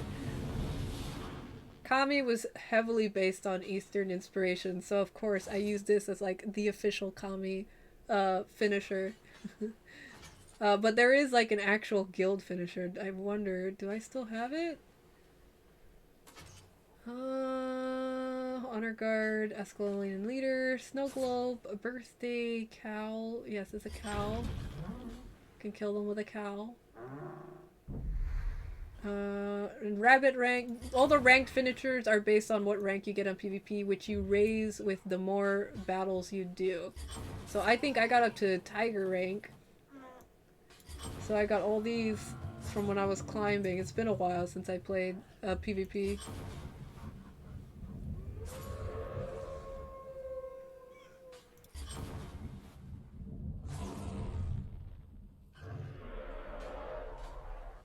And there are more beyond this. I think the top one is currently Phoenix Finisher. These are from Christmas. Very silly. That's from Halloween, the Mad King.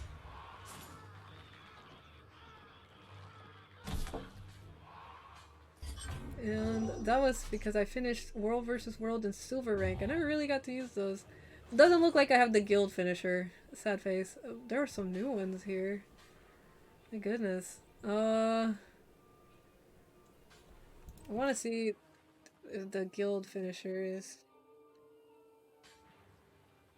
Ah, here it is. Guild flag! Oh, I don't have my guild active, that's why there's nothing there. But usually the symbol appears here. And then there's the guild shield. And I guess now finishers are tied to Black Lion chests, which are, I guess, the equivalent of loot boxes, but they're not necessary to enjoy the game. Mail carriers are probably, it's like, the level of customization you can get in this game is a little ridiculous at certain points, and this is one of those things that I consider just a little bit extra ridiculous. Because this determines, if somebody sends you a message, this is how it arrives to you. If you sell something on the trading post, which you do like a little send messenger for that, this is how it arrives to you. So you can have anything as like innocuous as a different kind of bird, like a parrot, because it's usually a pigeon. Pigeon is the basic boy you get. Or you could have a seed pod. Or you could have the ghost of the dead give you mail through a portal. This is from the Lunar New Year celebration, which, speaking of, Lunar New Year is just around the corner. Year of the Tiger. And a reminder, if you're in my Discord, there is a Lunar New Year art and creativity contest. So you can enter as long as you do a piece of artwork, or a writing, music, an animation, or anything you want. Whatever you feel you're good at creatively, you can feel free to enter it. Join my Discord for more details. You can find the link by typing in !Discord in my chat or in my About Me page. I look forward to seeing what you guys come up with. Really excited for that. It's our first competition. Gifts mail. Presents, if you like presents. That was from Christmas. But there are some other ones I haven't unlocked because I'm not like super big on like mail carriers. But it's just it's just like, how deep does this rabbit hole go sometimes? Alright, skills. This is gonna be such a big video. I'm gonna be posting this video on YouTube as well, so if you are afraid of missing out on certain details, please don't like stay up on my account. This will be available on YouTube later. So skills, like the build that I mentioned in equipment, you can also now have different builds in your skills system. So if you want to do like a power condition damage build, but you also want to have a healing build available for when you play with your friends, there you go. You can sort it out. I don't have a lot of skills and specializations because we have to get to certain levels to unlock this, but as you go along, you get these specializations, and they'll do different things like increase survivability or increase defense, or so on and so forth. Up to you what you make of it. Here we go. Oh, we can't go to this tab yet because we're not level 11, so I'm not going to talk on that yet. We'll probably play that in a different episode. But this is where you're going to level up specific skill trees, so you can use these slots down here, which you unlock as you level up. It's nice to help prevent newer players from getting overwhelmed, but like I said, I'm so used to this game that for me it's just like, oh, this is gonna take a moment. There is your story. So as you play this game, you get a journal of everything you've done, every choice you've made, which is really cool, because as you play the game, the choices you make in some cases have an impact, but in other cases just are like story stuff to add flavor to your character, and you'll see more of that as we play more of the story. This is season 1 Living World. I have all the Living World seasons currently. The only one I did not play through was season 1 because I joined the game, I think pretty much literally right after it ended, and this was at a time when episodes were not programmed to be replayable, so all we have is this quote-unquote history lesson. And here it is. It was released January 2013 to March 2014. I joined in March 2014, so I just like right after it ended. But this was meant to be played as it happened, and it's not playable now. Like the actual Living World season's not playable. Living World season 2 is replayable, and you can purchase these episodes as you wish. They do a lot of events where they go back to these Living World seasons. So if you want to get it for free, there is a decent chance as time goes along that you can get it for free. Otherwise, they're not super expensive, if I recall, to purchase, but I played through all of these, so I got them for free.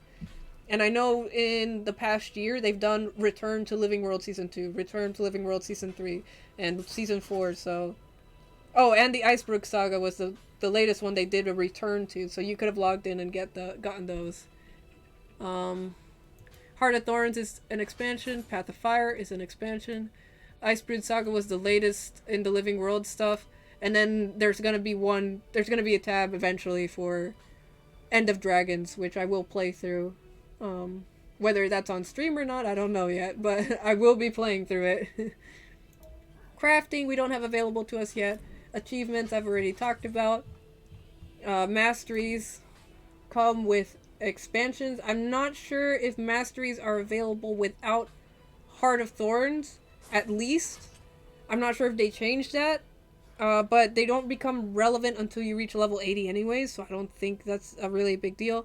There are masteries tied to each expansion pack, and you can find these mastery points at every, at every map that is exclusive to that specific expansion. So Icebrood Saga had its entire own mastery track for Icebrood maps, and every chapter introduced a new map to the Icebrood Saga, so just as an example. But anyway, that's enough nattering on. We're gonna play for a little bit now and increase our level. As you can see, the game gives you some suggestions about stuff to do. Since we're still in the tutorial stage, it's telling me, hey, you can go over here if you want to practice how to dodge. And it even puts it on the map, really nice and helpful. But since we found another heart, we're gonna do this heart here. Oh no. Get up. It's not sleepy times. There we go. So every heart has its unique activities, and to an extent, there's a lot of it is, you know, do this, do that, kill this, kill that, defend this, carry that. Like in most MMOs, but I like that they take the time to at least make it varied and different. It's not the same enemies, the same models all the time. Some are just, you know, reskins, yeah, but it's all related to the world that it's in, the map that it's in, the area that it's in. It's really nice and really fun. For me. But like I said, I really enjoy the MMO genre in general, and I have yet to find one that keeps me as interested and engaged as Guild Wars 2 has in the past. Okay. I don't like these oozes because they like to do that. Just friggin' disappear and lol, no damage. Evaded. We're almost done with this already. Go. Got rid of those rats. And this should be it. There we go. We are now level 6, I think? No, we are level 5. Let's finish that. Get out of here. There we go.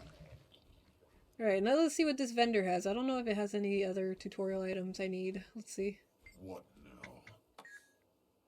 now? There's an Iron Legion gear. Let's check this tutorial achievement real quick, so I don't want to use karma if I don't have to.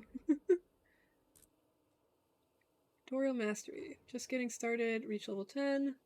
Start the chef discipline. Point of interest. Unlock 5 point of interest. A Vista viewer, which is view vistas. We'll see a Vista in just a moment because there's some nearby here. First food. Craft 5 food consumables. Learn to dodge. That's easy. And then explorers. Okay, so this is for like every racial starting map. And then complete all the tasks. Okay, so we don't have to purchase anything else. We just have to get on with our lives. Alright, let's go here. I think there's a Vista at the end of this, unless they changed it. Nope, there it is! Vistas are viewpoints in the game, so if you're looking for some, what do you call it? Some, nice screens, or just to check out an area, maybe from a view you haven't been able to see or experience before, vistas are generally the way to do it. Not every area has a vista, but the game does pretty good of having them pretty spread out.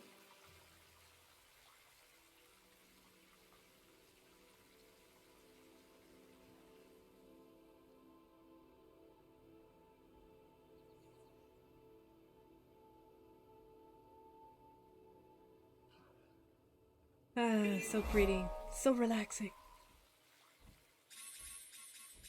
Vistas are nice. I like them because you can look around and get more or less the same view or a different view of yourself. This is the toppled wall of Ascalon, I believe. If you are a veteran Guild Wars player, you might know Ascalon as the former human kingdom of the same name. The Char have reclaimed it and destroyed it, but now the Ascalonians are trapped here, fighting an eternal war that ended 200 years ago with the Searing. This, I think, is a point of interest, isn't it? No, it's not, so I don't care! We're gonna go to help Strum Basclash secure Lake Veritas. Tar Elementals? Perfect! I need to level up. Come here, you.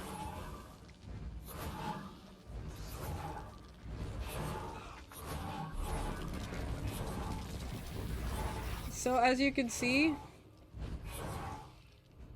Strum Basclash is not the only Clash Warband member here.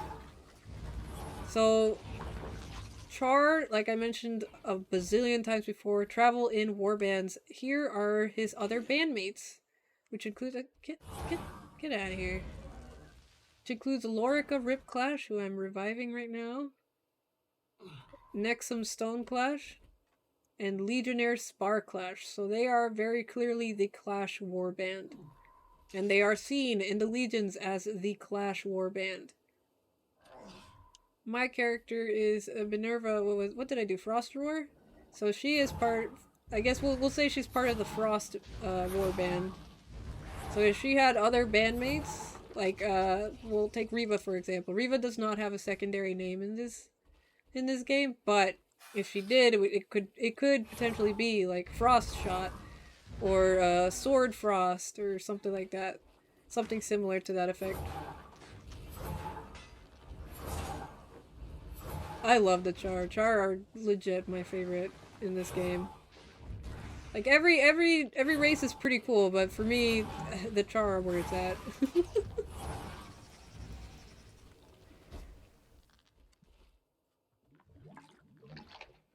Alright, so here is where you learn to dodge. You can tap the V, you can double tap a directional key, which you can turn off if you don't like that. You're gonna get this chest here. Oh, thank you for the rewards. And then dodge right out of it again. Hello? Is it me you're looking for? I'm gonna repair these. We're almost done with this heart already because of the event. Events can be a fantastic way to complete a heart if you're having trouble completing it in the way it was intended, which can happen sometimes if there's a lot of competition for the mobs.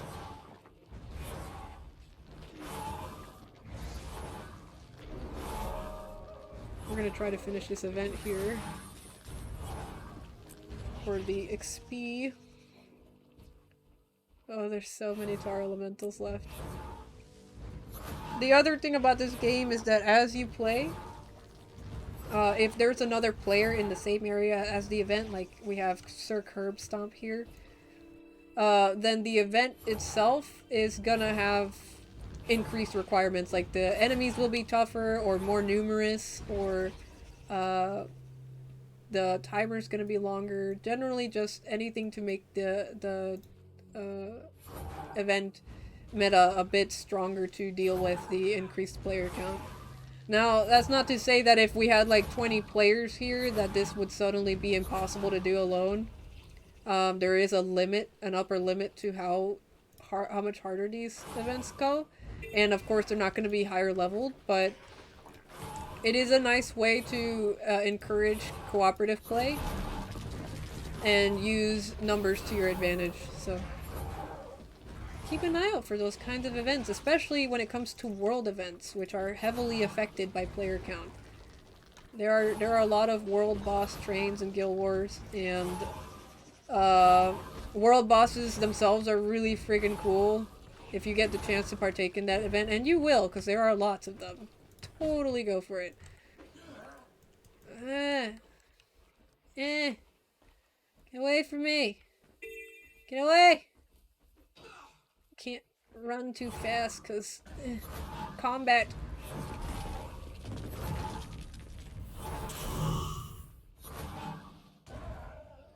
Alright, and then let's work on this heart here. Ah yes, I forgot embers. They happen.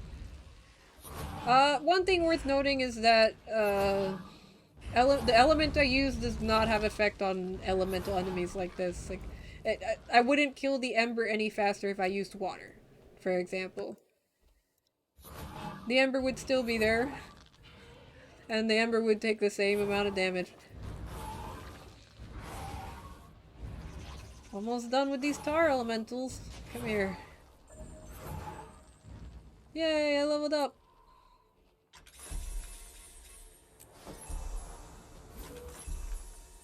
Okay, and now we gotta, oh, I gotta select a reward. We'll go with this focus here. Foci add another element. So as you change weapons, your skills change with them. If you noticed with the staff, I now have more ranged projectiles than I did with the dagger, which was more of a short range burst of fire. So did we unlock offhand? Oh, we did unlock offhand. So if I use the dagger, we're gonna take this dagger here. Yeah. Oh, this one's stronger. And then we're gonna use this focus. So now you can see I've gained a new ability, the flame wall. And you see that my dagger skills, this is my main hand skills, are back to being the Dragon's Breath, Dragon's Claw, and Burning Speed. So now we're gonna try some of these new skills out on this Flame Legion Blade Storm here.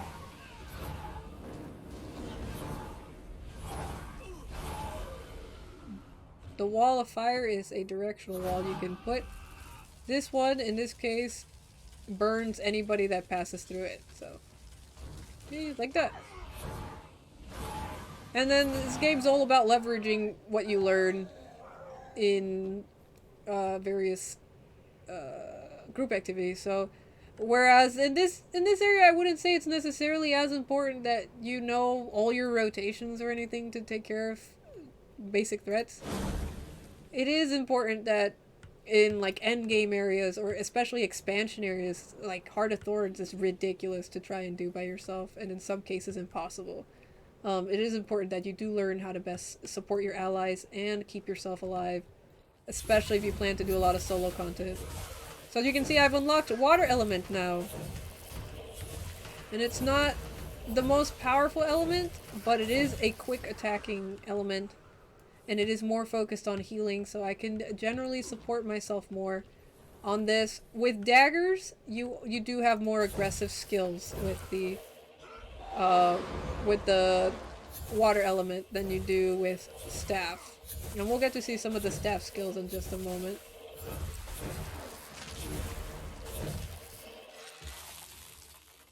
Alright, and if I go here and I swap around to the staff, there's also a scepter, if you like that for your main hand, which does different things.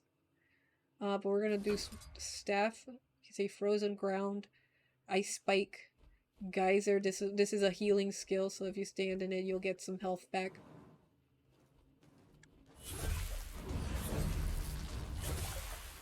And you see what I mean about the Ember? Still taking less damage, or really, I think it's doing less than the fire, but it's not affected by it. It's not like extinguished or anything like that. Yay, I got some health out of that. Yay. Alright, let's drop a spike on this guy. See, that took a nice, decent chunk of damage there. We can freeze the ground so that it slows down. And its skills recharge slower. Not a big deal in these low-level areas, but it's just worth exploring. This is definitely the time to explore the skills. I'm gonna do fire for this guy.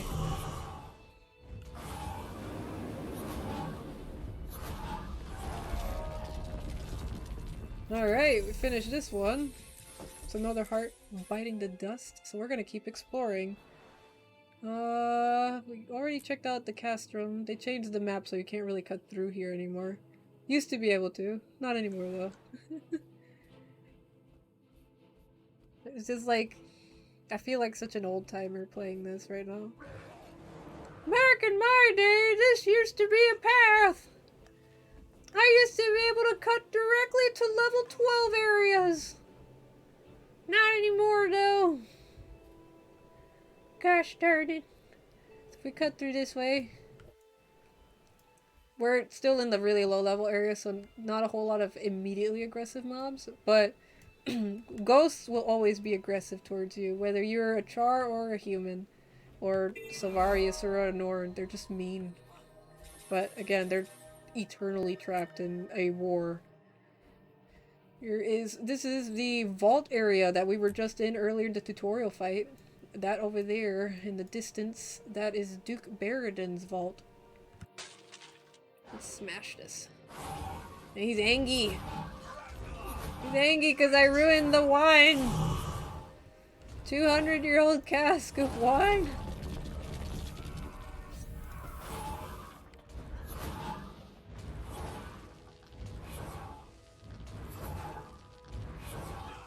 And then you kill these guys, and then the next morning they're back again. Not in-game morning, like, it's lore-wise. Apparently they just return every morning. Just an eternal curse. Which sucks. Imagine not being able to leave your job for 200 plus years. Ascalonian ghosts, also, to them, it is always the day that they died. So, every time they wake up in the morning, they're just reliving the day that they died. Every time. And they might die in different ways, technically, because, you know, they're not fighting the same char all the time. But it's still just that day they perished. So you'll see throughout the game, or throughout these Ascalonian areas with the ghosts, you'll see some of them acting out that very day. Or that very battle, or a patrol, or even just, they might not have even realized they were dying that day, and you'll see, I think in one area there's an abbey, and you'll see these people like, hey, did you hear that the war could come this way? And I'm so scared for them, and stuff like that. It's really, like, crazy stuff. Some of it's really sad, but, well, it is fight time now. Smashing this. Come and fight me!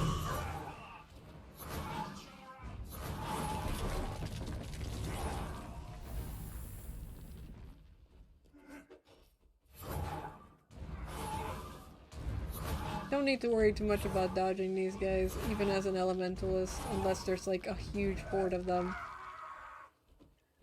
We're almost done with this heart. There's a soldier there. Ah, the cubs. This is another area event. There they are. You gotta keep them safe. Keep them from getting scared. Might as well follow them. Vloyat Crushmaw, Levor Crush Spirit, and Reba Crush How long Heart. do we have to stay here to win the dare? Longer than any other warband. I'll know when it's been long enough. Anybody bring any Dolyak jerky? I'm hungry. Ah! Ghosts!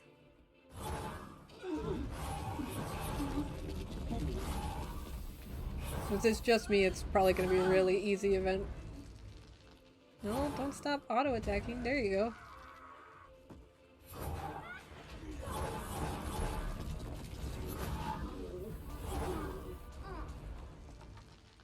And if you don't spend time around these guys, eventually, it's a capture an area event, so eventually they'll get too scared and run back.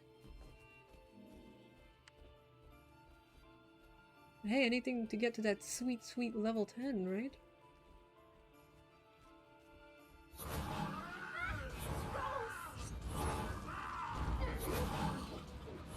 Who is screaming like that?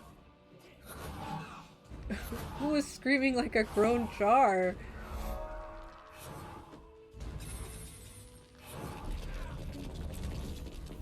One of you guys hit puberty way early.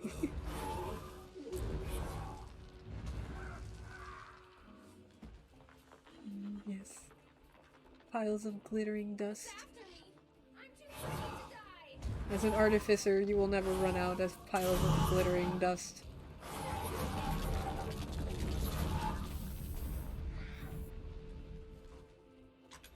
That's another heart completed. I'm probably gonna hit level 8 with these next enemies. You guys know how the Ascalonians became ghosts, right? Sure. How? That Law Doomtooth's army stabbed him to death.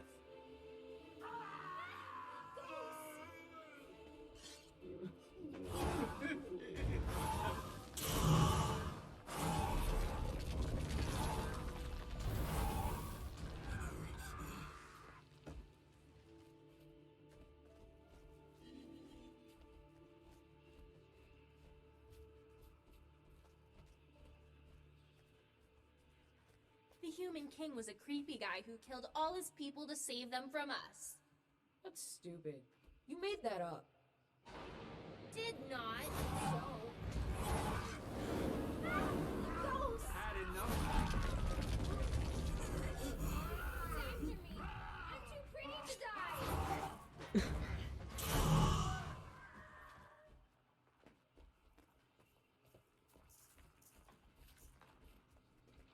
Now I got a buddy, so there will be more enemies. Wanna see my scab? Gross!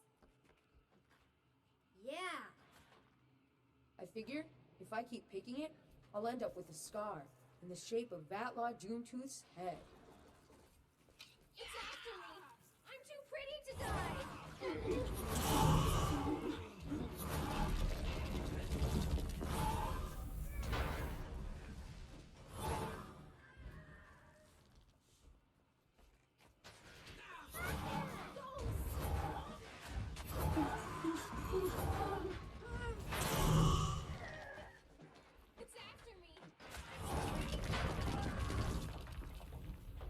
There we go. Level 7. I keep thinking like this is my level and it's not. It's on the left side.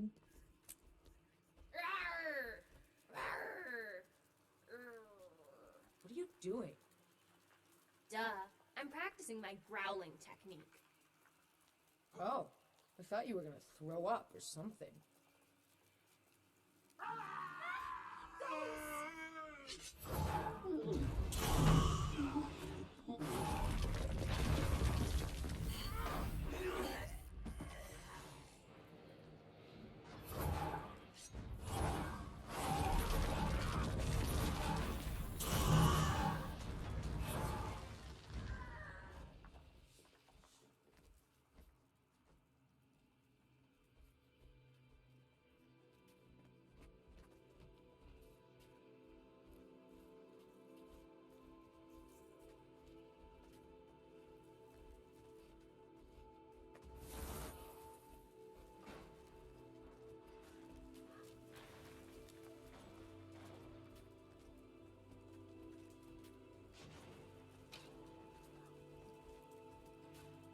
Hey, you got your moa jerky in my yak butter. You got your yak butter on my moa jerky. I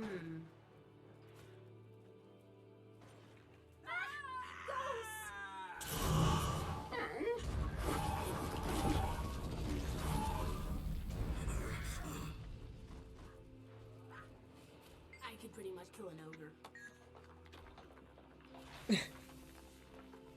I love the confidence of cubs.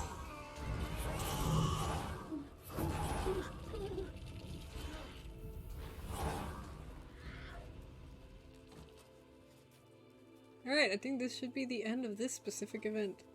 I'm not a big fan of escort events in general, but that goes for literally every game. Because the NPCs usually try their best to get themselves killed.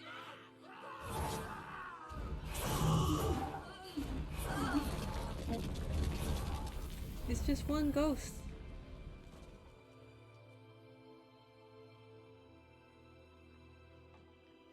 That's it. He's dead. He's gone. Is there another one? Oh, there's another one.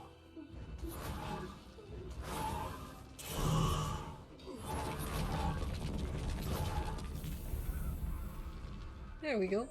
Hey, Warband. Time's up. We did it. Those ghosts must have been afraid of us. Why, yeah. We're lean, mean fighting machines. We're char and proud. Rawr.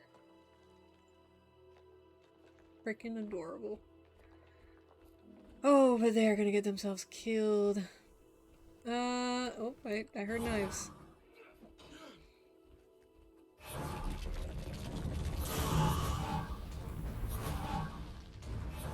That's it, run! Alright, what do you have?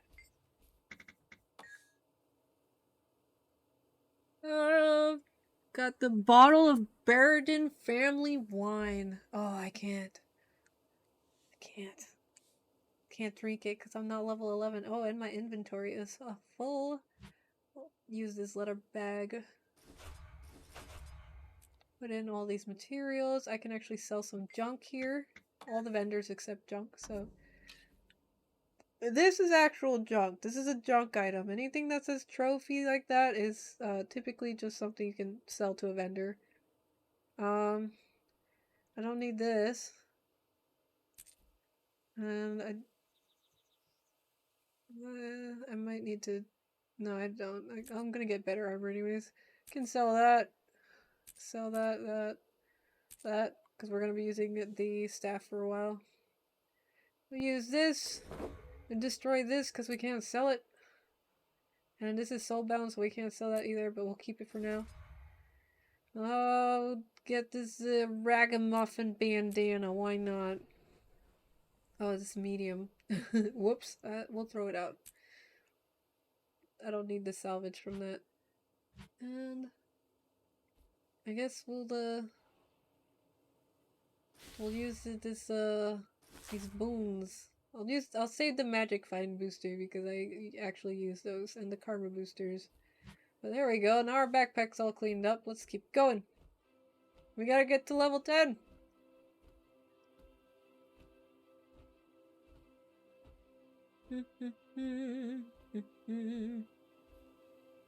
There's an event that happens here. So Gara Farshot is the Legionnaire. And then we have a couple of her bandmates that are named, that are somewhere around here, probably gathering ammunition right now. Let's see here. Ah yes, there they are. Gathering ammunition, just as I thought. There's Tatsufarkill and Dak Farsight. So they are the Far Warband. Kill that guy and we'll help them collect some lodestones.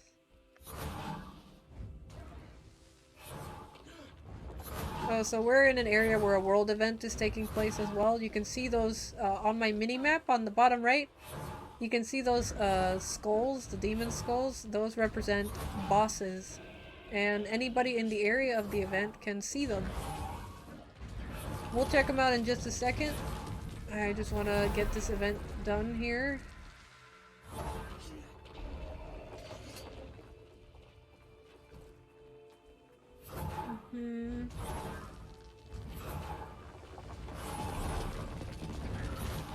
If you have any questions again, guys, please don't hesitate to ask. I legitimately have played way too many hours of this game. I may not be familiar with everything recent or changed, but I am familiar with how the game works as a whole, especially the base game. And you will be seeing more of Guild Wars over time on my streams. Since we are getting ready for the next X-Pack release sometime in February. We don't know the date exactly yet, but it'll be End of Dragon's time, and I intend to play through it.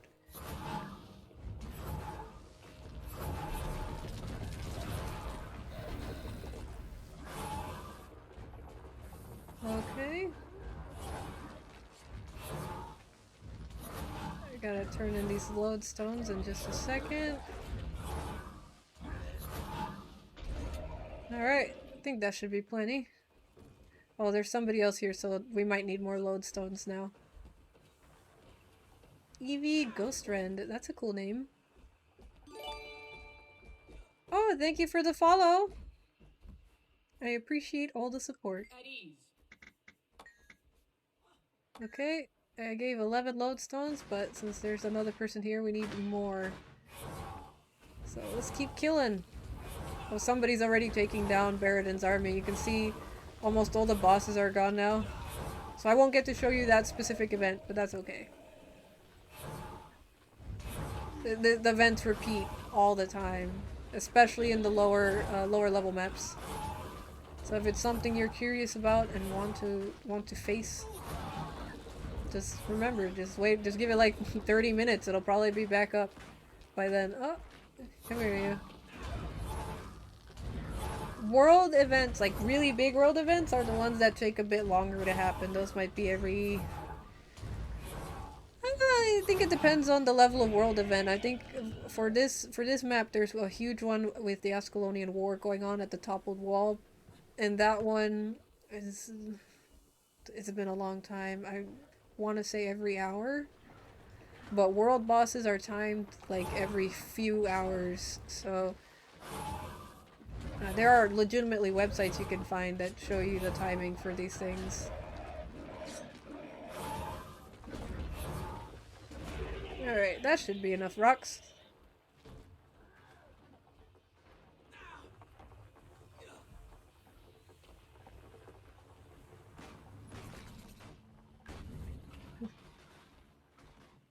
Okay, there we go. Speed. Okay. We're looking good. If you have any more, drop them off with me as soon as possible. Here come the others, trying to get their lodestones in before the event's up. What now? This is an event that feeds into another event. By Lake Veritas, when we were taking down those tar elementals, that used to feed into hunting down a Fire Legion Shaman. I am not sure if that is still the case. I don't think it is.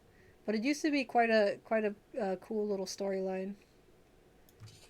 There's Dak. 30 more seconds till we return to the mortars. And we do the next event. Embry, Steel Guard, and there's Eevee Ghost Rend again. Those are all really good char names. Those are really cool. Hi, Dab! Well, thank you for saying hello at least. I appreciate you dropping by. Alright, here we go. Nice job. We should be stopped for now. At least the Siege Master will stop barking down my ears.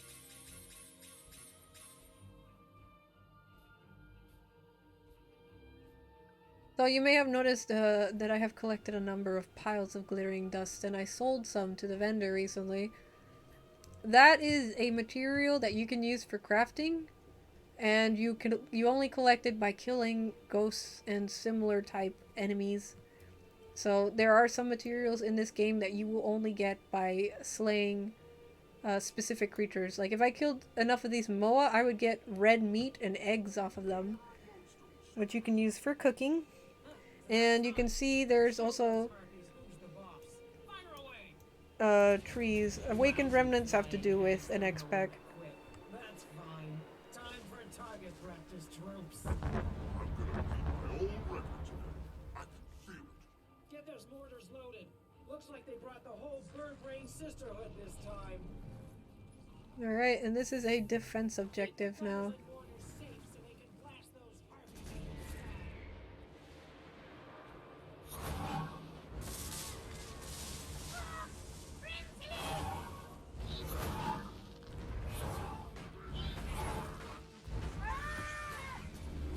And we just gotta keep these birds away.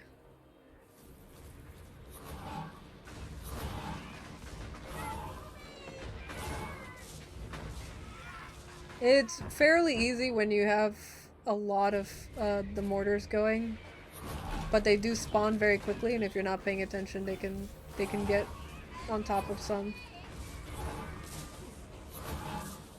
Ooh, like this.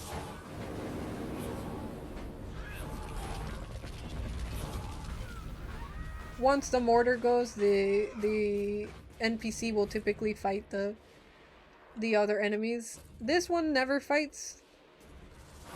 I'm not sure if it's just a bug or if it's just that she just legitimately does not fight them. But typically these guys will fight once their mortars are broken.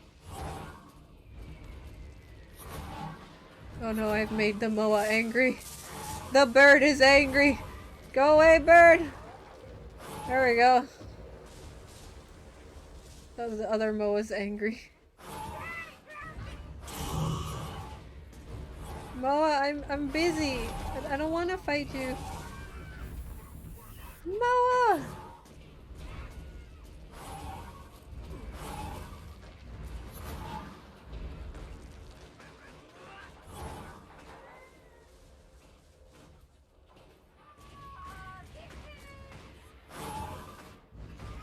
I love whoever did the voice for the harpies. It's just like this perfect, like, part human, part bird screech.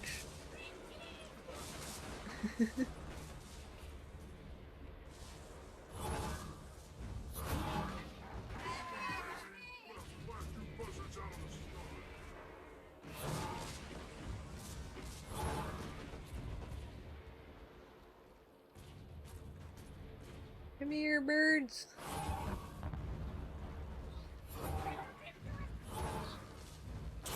Since there's 3 of us here, we're dealing with more harpies.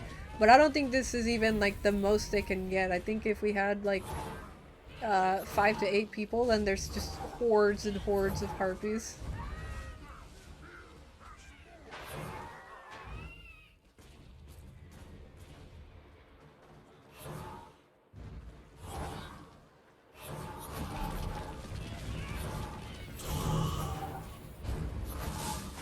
A lot of area of effect skills for Elementalist.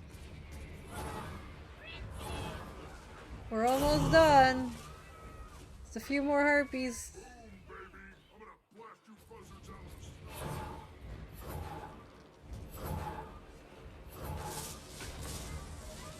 Alright, all done. Perfect.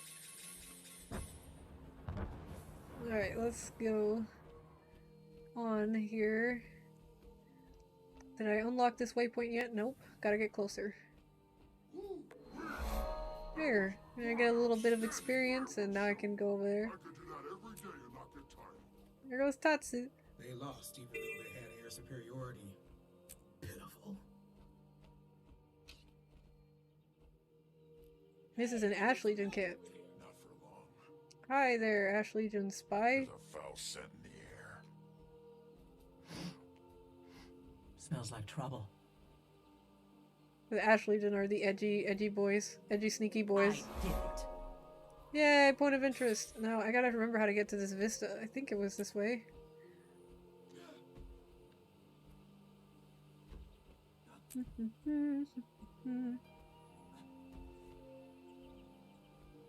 Nope, and up. There we go.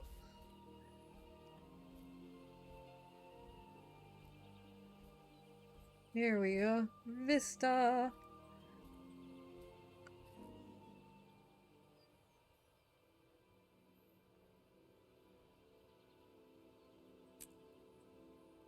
You can skip it by going to close down here.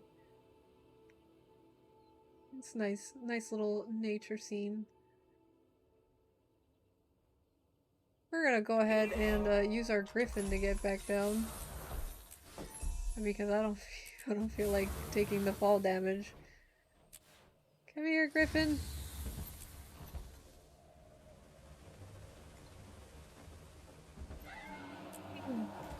There we go. Vess Huntslayer needs some help. She is. No. We're spread too thin out here. There are gathering nodes along the map. You can see them marked out at a certain distance. If you go too far, you don't see it too well. But at a certain distance from yourself, you see them marked on the map. And you can collect, you can walk up to these and collect them. I don't have any tools for that yet, so... There's a foul scent in the air.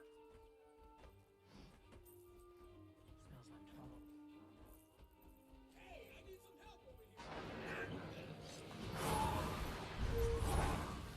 like trouble. Oh, now I get Meteor Storm.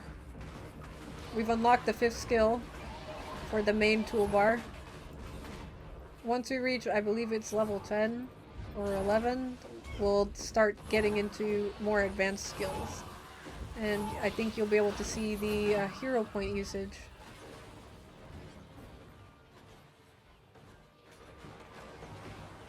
Lots of people here, so we're probably going to see lots of ghosts. So what's gonna happen when we get down here? What's up with these Decimus stones? First, we establish a forward camp. Then we take down the stones. All you need to know is that the ghosts love those stones, and we're gonna take away their toys. So, this particular quest line is kind of notorious. You would help Vess get to this area. They would establish a camp. You see that waypoint there? It's currently contested. So if you went to this waypoint or tried to teleport to this waypoint right now, you wouldn't be able to because it's not a secured area. But Vess builds a camp here, and this waypoint becomes usable. From there, Vess takes you on a quest to take on the Decimus stones. As she mentioned, she wants to destroy the Decimus stones. And it's another escort quest through this area. And you take on a bunch of piles and piles of ghosts to destroy these stones. On the way back... Really, you touched one? Touch one? You're kidding, right? I get that close, I'm raking and slashing with my claws. No touching. So you help them break the Decimus stones. They come back and the camp comes under attack. Now your mission when that happens is to defend the camp from the waves of ghosts. But it it's a group event. It's marked as a group event, meaning you need more than one player with you. More to the point though, I have tried to do that event with massive groups of people. Like, I'm talking a map full of players all in one area, to the point where a lot of like non-essential visuals were hidden to preserve the server's function. And we still lost because this particular quest in this low level area for some reason is just that ridiculous. And it makes me laugh because you wouldn't think it. It's a level 6 or 7 quest, and it's beating out hordes of max level players. Which brings up a point of this game. If you are above the level of this area, the game will tune you back to the level that you should be to be in the area. So even if I brought my level 80 character here, she would be functionally level 7 or 8. I think either 8 or 9 is the max level that the game will put you down at. Her weapons and her skills will still be ridiculous, and she'll still have the effects of her skills in terms of like the benefits from them versus somebody like us where we still don't have them all unlocked. But her stats, her armor, her weapons will be all adjusted for level 7. This is great. I know I'm green, but I wanted to prove myself. Help set up camp. You haven't convinced me yet. Alright, we are halfway through level 8. There is another waypoint up here that we're gonna grab real quick. We'll use the beetle. Why not? And a nyong. Whee! Oh, waypoint's not here? Oh, there it is. I knew there was one here. This is a guild mission. You can't do the story in here without a guild and the appropriate equipment. If I get enough of guild members around that want to do it, we might see some guild missions, but that probably won't be for a while. Alright, now if we go here, we can talk to Furor Haunt Smash and see his quest, which is destroying the Decimus Stones. Assassinate our target, but that's hard to do with a bunch of rocks. So we set and trigger the explosives one at a time. Move silent, hit the targets, and meet back at camp. Don't get distracted. Our targets are the Decimus Stones. If we destroy them, we weaken the ghosts. Looking for volunteers. We're embarking on a mission to destroy the Decimus Stones. Alright, and here we go.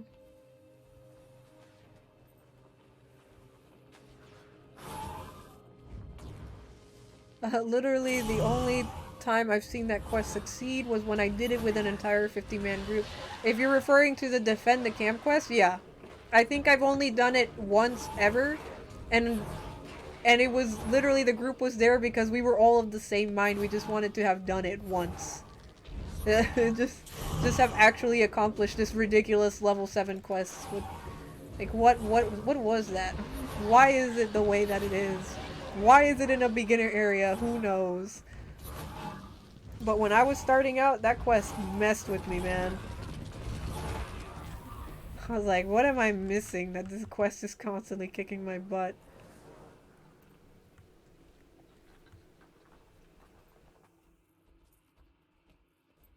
This one, no, this one's not that bad. It's generally easy XP, but it is an escort quest, so it takes some time.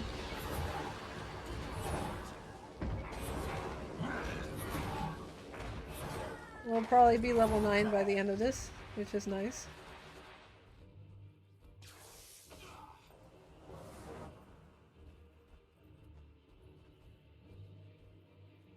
And he's gonna set some charges. That's one down.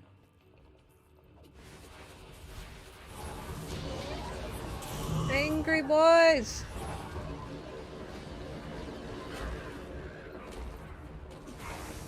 I can shoot fireballs too!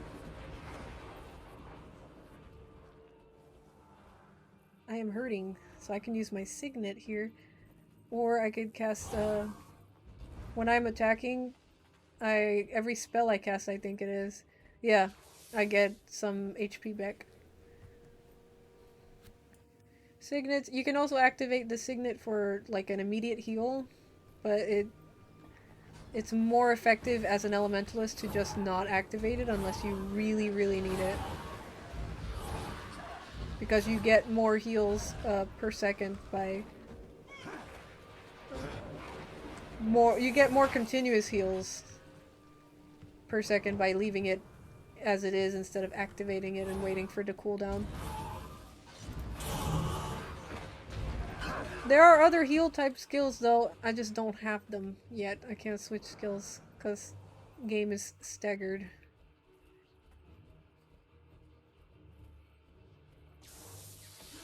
Owie.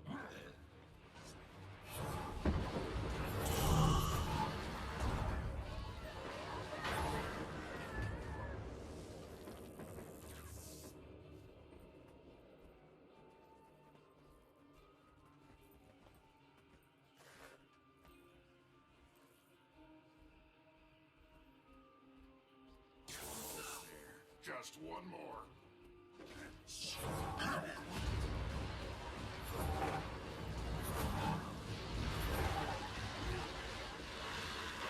My peeps, my buddies. Go.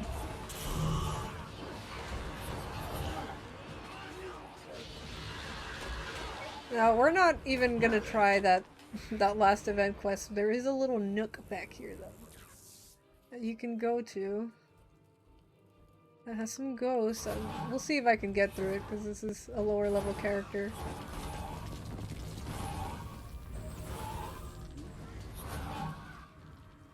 No, we got the ghost done. We are now level 9. And I get harvesting tools! I can show you guys harvesting real quick. We're gonna finish up this session soon. Stop poking me! I am currently busy healing somebody. Do you mind? Oh, he's gonna keep poking me. Get... Don't want to spend too much time here. Because I don't want the ghost to come back and respawn on me. Oh! Ah! I got hit by the trap. Nice. Oh, it's a continuous trap. Okay, ow. Alright, let's get on my way! Need more endurance. Alright, this is gonna be fun. Oh, ah! No! You need to go quickly because you heal people and it's not nice. Alright, and you guys, come on. The veteran's the only one that really worries me. Don't touch me. Don't touch me.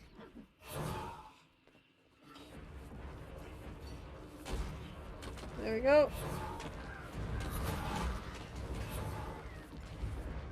Just set him on fire. Give him the lava. And a burning retreat. Oh god, there's more! No! Get rid of this guy because he's got range. Oh! Oh! Things are getting spicy! Swap into water. Geyser. And rain. Cold ground. And spike. There we go. Just keep cycling. Oh my god. Oh god. Why aren't you dead yet? No! Oh, and I'm down. Oh, rallied. Oh my goodness. Get out of my way. And we give this peasant the fire. Come here. Woo! That's a good one. And we get this. If you're making the legendary weapon Nevermore, this will be relevant to you, but this probably means nothing to you as is, so don't worry about it. We don't need any of these things, so we're gonna just run. I'm just gonna get out of here. Ah! No! Ah! There we go.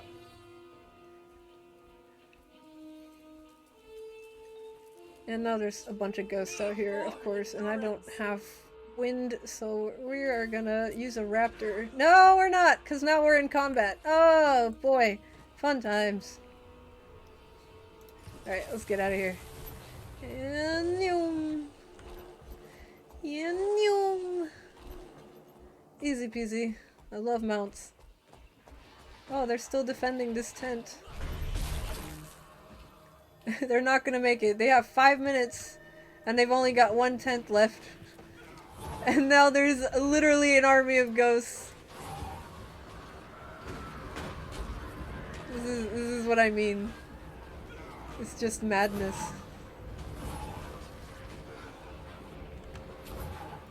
And there's another horde of ghosts.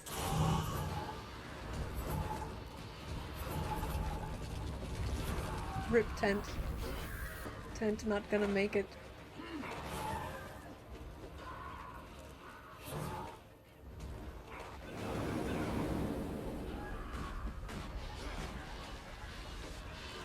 And there's another horde of ghosts.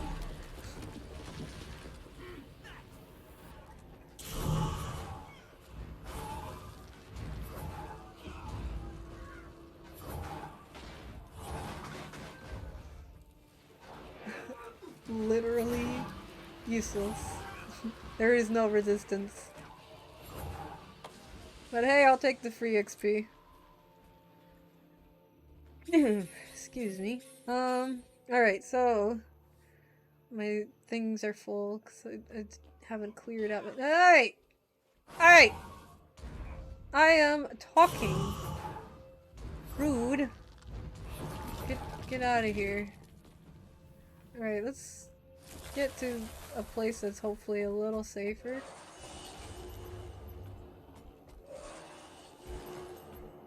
Everything aggro's in this area, so I have to actually run for it.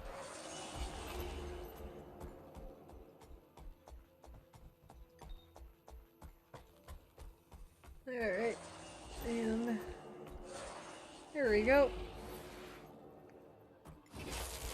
So, gathering tools. I'm equipping them now.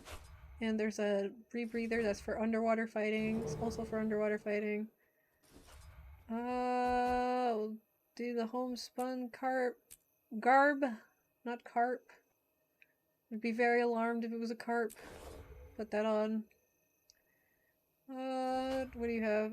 We'll do the homespun espadrilles, whatever they're called. Yes, thank you. And those are just other things I can't use yet. We'll sell these at a later time. Anyways, gathering tools. If you go here, you can check it in your equipment. There we go. Here are my stats, my attributes. My effective level is 7. So I'm level 9, but since I'm in a level 7 area, the game has lowered my level to effective level 7. And all my stats relate to level 7. This is to prevent people from just murdering everything on sight once they reach high levels. I mean, you still technically really just murder everything on sight anyways when you're level 80, but it helps keep it, fair for everybody that's playing the game. These are accessory slots. We don't have many accessories, so not going to worry about them. But here are our harvesting and our equipment slots. So, based on the level of harvesting tool, you can harvest higher and higher tier materials. This is to prevent beginner players from immediately trying to farm endgame materials, but this is also, likewise gives you an idea of what stage of equipment you're in. So right now we have copper harvesting equipment because we're literally baby levels. And I can use this to farm materials in this area. And I remember seeing a tree earlier. Here's some plants. So you use sickle to harvest herbs and berries. Mostly plant life. There are some other things you can harvest, I think, that aren't plant life with the sickle, but mostly plant life. And then you use axe to obviously chop wood. How much wood would a char chop down if a char could chop some wood? A lot. Alright, so we got some wood. Got some plants. There's a handy little button here you can use to send all this to your material storage. You do not have to carry your materials. This will not go into material storage because I have already 500 of them in my material storage. So we're not going to worry about that. We're basically halfway to level 10. We're going to try to see if we can't explore enough to get to level 10. But I want to show you guys crafting before I sign off for the night. So we're going to boost our way to where I know there's some crafting going on. These are some points of interest. If you discover points of interest, you get some experience out of it. So you are encouraged to explore. Again, hearts also give you a decent amount of experience and access to heart vendors that may have unique items you wouldn't otherwise find. For your level range, which is nice. We're going to the Ashford Forum, which is this area here. It has its own heart, and you can fight monsters to defeat the heart, but we're not interested in that right now. We're gonna get the waypoint. Yes, you are a very good raptor. Gonna get the waypoint here. Yeah, there we go. So we can come back to this later and talk crafting stations. Crafting. No, I don't want to fight you right now. Crafting is my favorite aspect of the game. My main character, Karako, has max level in most of the crafting professions, I think with the exception of maybe 1 or 2. So she can make ascended equipment, which is endgame tier armor and stuff that is equivalent to legendary armor without all the fancy gimmicky appearances. So there are 9 crafting professions total. If you count scribing, I think it's 9. But generally speaking, unless you're a guild member and you're trying to help your guild, scribing's not going to be super important or super cheap for you to take on. So in the base game, there's about 8 crafting professions, and they vary depending on your class, or the type of weapons you use, the type of armor you use. You can, as an elementalist, I can take on any of these crafting professions that I want. I don't have to be a ranger to be a huntsman, for example, and make ranger weapons and other ranged utilities. Artificing is probably going to be my most useful choice because I am an elementalist, and artificing directly relates to making weapons like staffs, focus or foci, and other materials. To pick up a crafting profession, you just talk to this guy here and you say, "Hey, please teach me to be an artificer." You can ask him some basic questions, how to craft certain things. He's very helpful. I recommend giving these a once over if you're more curious about the specifics of crafting. I'll give a quick rundown here, but these are all the recipes I know just from having found and learned these recipes throughout playing the game. Don't pay too much attention to all this red. It just means I can't make it yet because either I don't have enough materials or my level's not high enough. But most of your time is going to be spent using the Discovery tab. So the Discovery tab lets you combine various items to create something new. And depending on what you discover, you get more experience, you get new recipes to focus on. So I could make a green focus casing and a green focus core, and then I make a mighty crude focus using a vial of weak blood, which we can get off of monsters. Like I said, a lot of these things you're going to use need items from monsters. So you can see these orichalcum imbued inscriptions, which are endgame materials, need different pieces of either X-Pack specific material or monster specific material. For me, it's fun. I could spend all day crafting and gathering and crafting some more, but we're not going to do a lot of crafting right now. It's just giving a brief rundown. I think for the purposes of the beginner tutorial, we needed to pick up Chef. This is Caria, the Chef. Crafting stations, design-wise, vary from city to city, race to race, so they might look a little different depending on where you are. And I needed to craft some, 5 food items. We're gonna do 5 loaves of bread, because I can. So, 1, 2, 3, 4, 5. I'm good. I have an XP booster, so I get some occasional extra XP. There we go. Got that. Got the first foods crafted. There we go. What else was there? Reach level of 10. A Vistavere. We gotta see one more Vista. And then finish exploring all of this, which we're not gonna get through tonight, obviously. But we got through most of it. Let's see here. What else is there?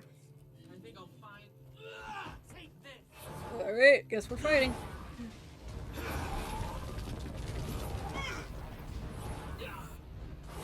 Oh, I can tell you about guilds! I knew I was forgetting something. Guild Wars! And I haven't even mentioned guilds! To be fair, guilds aren't something you're probably going to be super concerned with as a beginner unless you're literally here just to play with specific friends or a specific guild.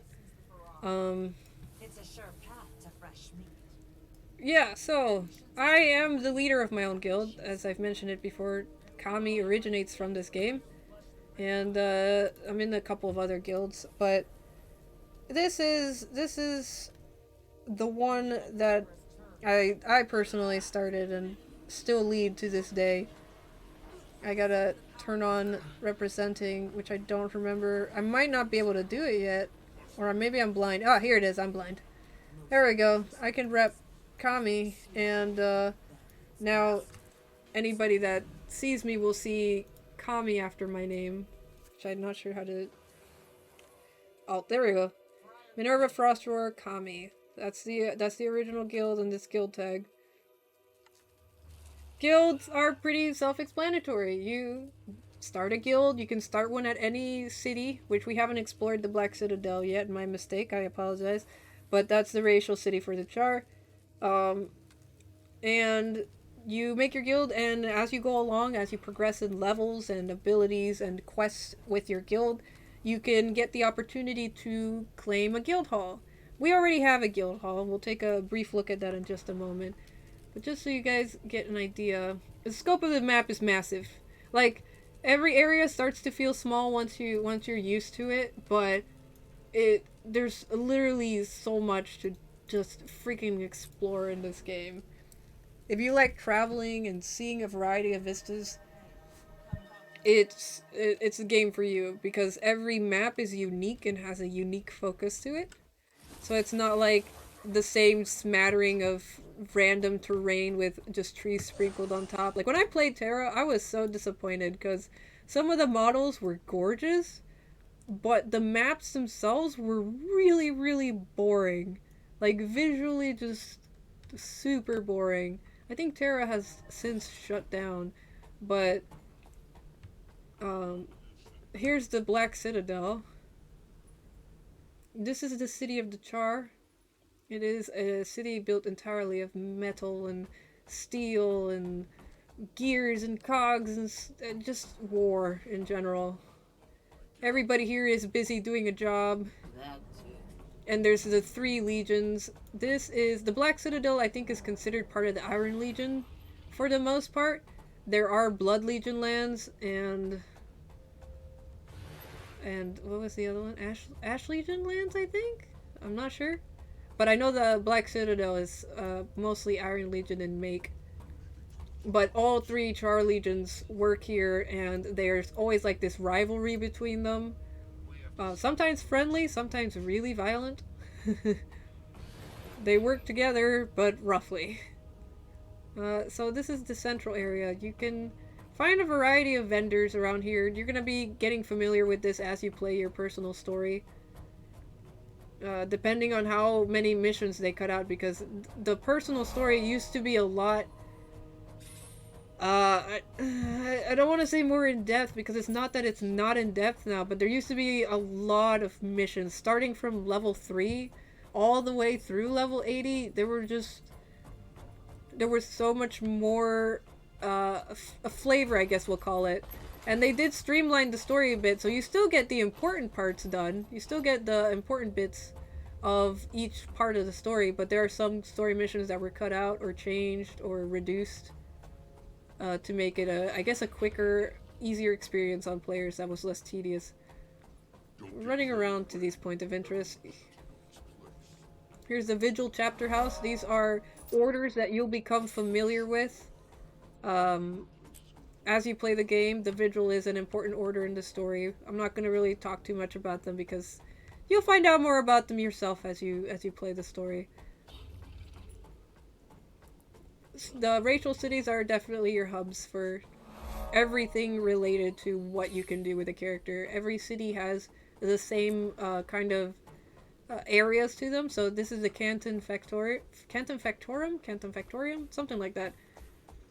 And I'm gonna get this point of interest here. Go, free XP, yeah.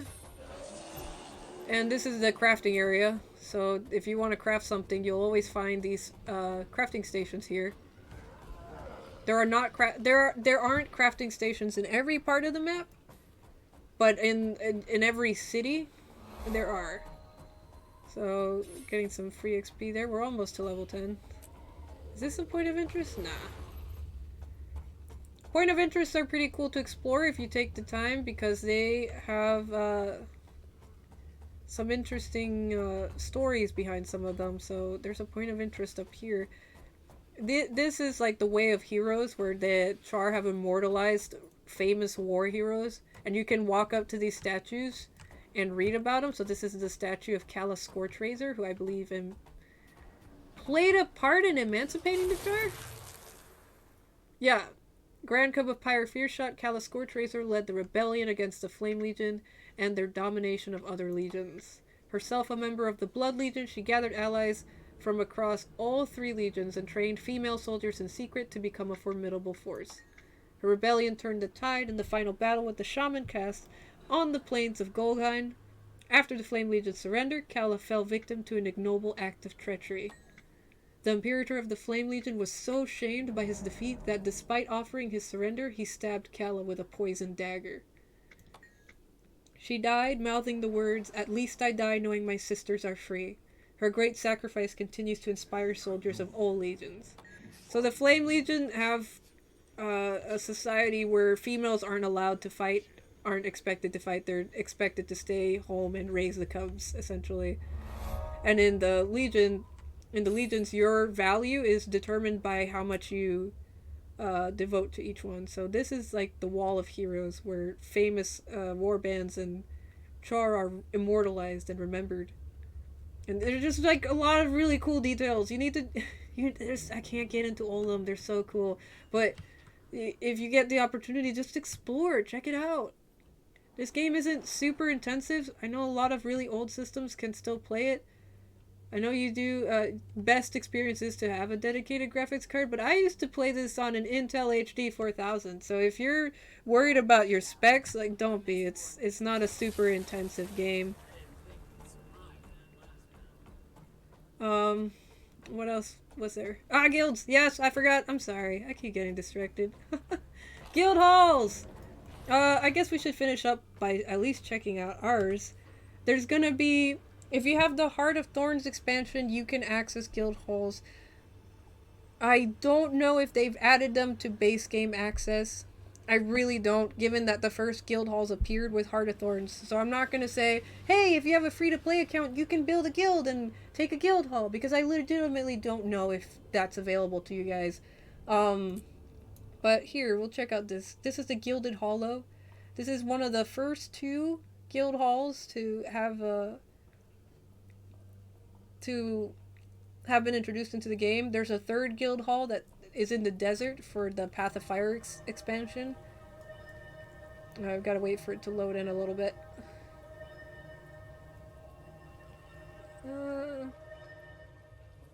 Or not. Looks like the decoration... Oh, nope, there they are.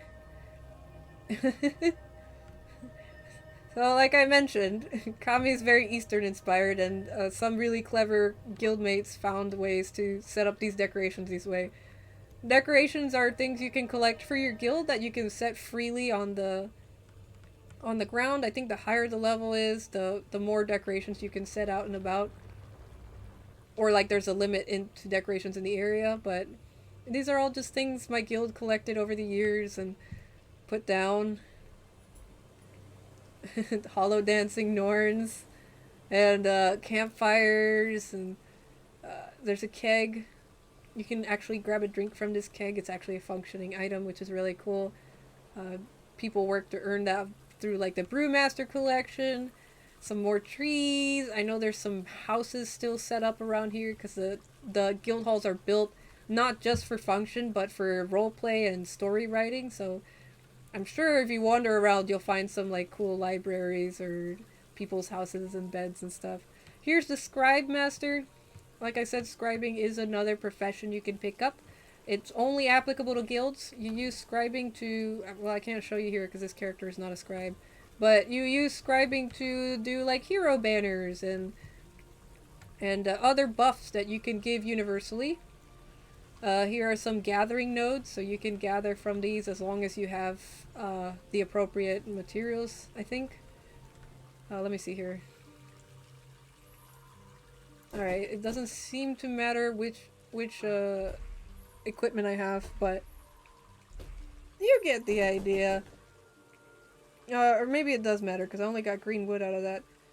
You get these synthesizers by upgrading the guild hall. You can upgrade different parts of the guild hall by talking to these proprietors.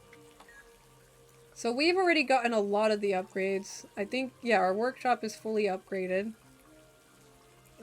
Endless, which is one of our guildmates, has been doing such a fantastic job while we were away, because she still plays this game a lot. And has been upgrading the guild hall. So, this, the Gilded Hollow itself is thematically part of a city of gold called Tarir. I believe. Tarir? Something like that. Yeah, I think it's Tarir. And here's the PvP arena. We haven't done too much of this one because as a guild we never did a lot of PvP. I did some PvP and I know a couple other members when we were at our most active also did PvP, but it wasn't a lot of us. Many of us preferred to just play PvE and write stories, and those were the fun days. Here's a table. We once set up this entire area to be all Christmassy. There was snow everywhere and piles of snowballs that you could interact with. I know some folks use these clouds from an event to build staircases to different areas to turn them into other roleplay dependent areas. We could start guild missions from here. I don't know what's with the tree. The tree wasn't there before, but it's there now, so I guess we have a tree or a guild portal. Hi, Dobby. Just introducing people to Guild Wars. Just a reminder, if you're afraid of you just missed out on something big or any explanations, this will be on YouTube later. I'll probably upload it either tomorrow or the next day. And here is our guild market. So, I don't exactly remember 100% all the merchants here. I know they weren't fantastic merchants, but it was still useful to have. Our market is mostly upgraded. We're missing Guild Trader 3 and Guild Weaponsmith 2. And, oh no, we're just missing Guild Trader 3. We just need a Cured Hardened Leather Squared for that, but there's a lot of missions to these that you can fulfill with your guild. There's a new guild hall coming with the next expansion I'm super hyped for. This is the War Room, so this has to do with World versus World. New expansion coming out, End of Dragons, Guild Wars 2 End of Dragons. You can get the entire collection of expansions for $50 right now if you're not interested in like the deluxe upgrades and stuff. And you just want to be able to access a lot of content from, or not access, but be able to play a lot of content at once. Path of Fire's End of Dragons pre-order has a collector's bundle with Path of Fire and Heart of Thorns included for $50. And given that each X-Pack was originally $50, to get the newest X-Pack plus the 2 older X-Packs for $50 is a steal. So I recommend definitely checking it out if Guild Wars 2 seems like it'll interest you. And that was the mine over there. The mine is where you gather a certain time-gated material to continue upgrades. We're not concerned with that right now. Yeah. There's actually, hold on. I wonder if I still got my flying skills. Probably not. It's been so long. Nope. Did not meet that at all. But there are bouncing shrooms here. Here we go. I was gonna try to do a thing, but I'm really bad at... there we go. Oh well. There's another area that people decorated. Griffins aren't capable of like really powered flight. They just sort of glide slowly down. Here's another area. Yeah, as I was saying, End of Dragons is going to introduce another guild hall that is inspired by Cantha, which in turn was heavily inspired by Eastern influences, which is the entire theme behind Kami. So I am probably going to be aiming for that guild hall the moment the expat comes out, after the story, of course, and we'll see our new guild's home sometime in February, or probably later, because it's going to take me time to get the expedition money that I assume I need to do that. Anyways, yeah, I think that's as good a spot as any to finish up this 3-hour session. There's gonna be more Guild Wars streams in the days to come. Be sure to tune in to... What is tomorrow? Thursday? I can't keep track of time anymore. Is it Thursday? Yeah, it's Thursday. Tune in tomorrow to play some Sentry Community Squad if you're interested in Sentry Age of Ashes.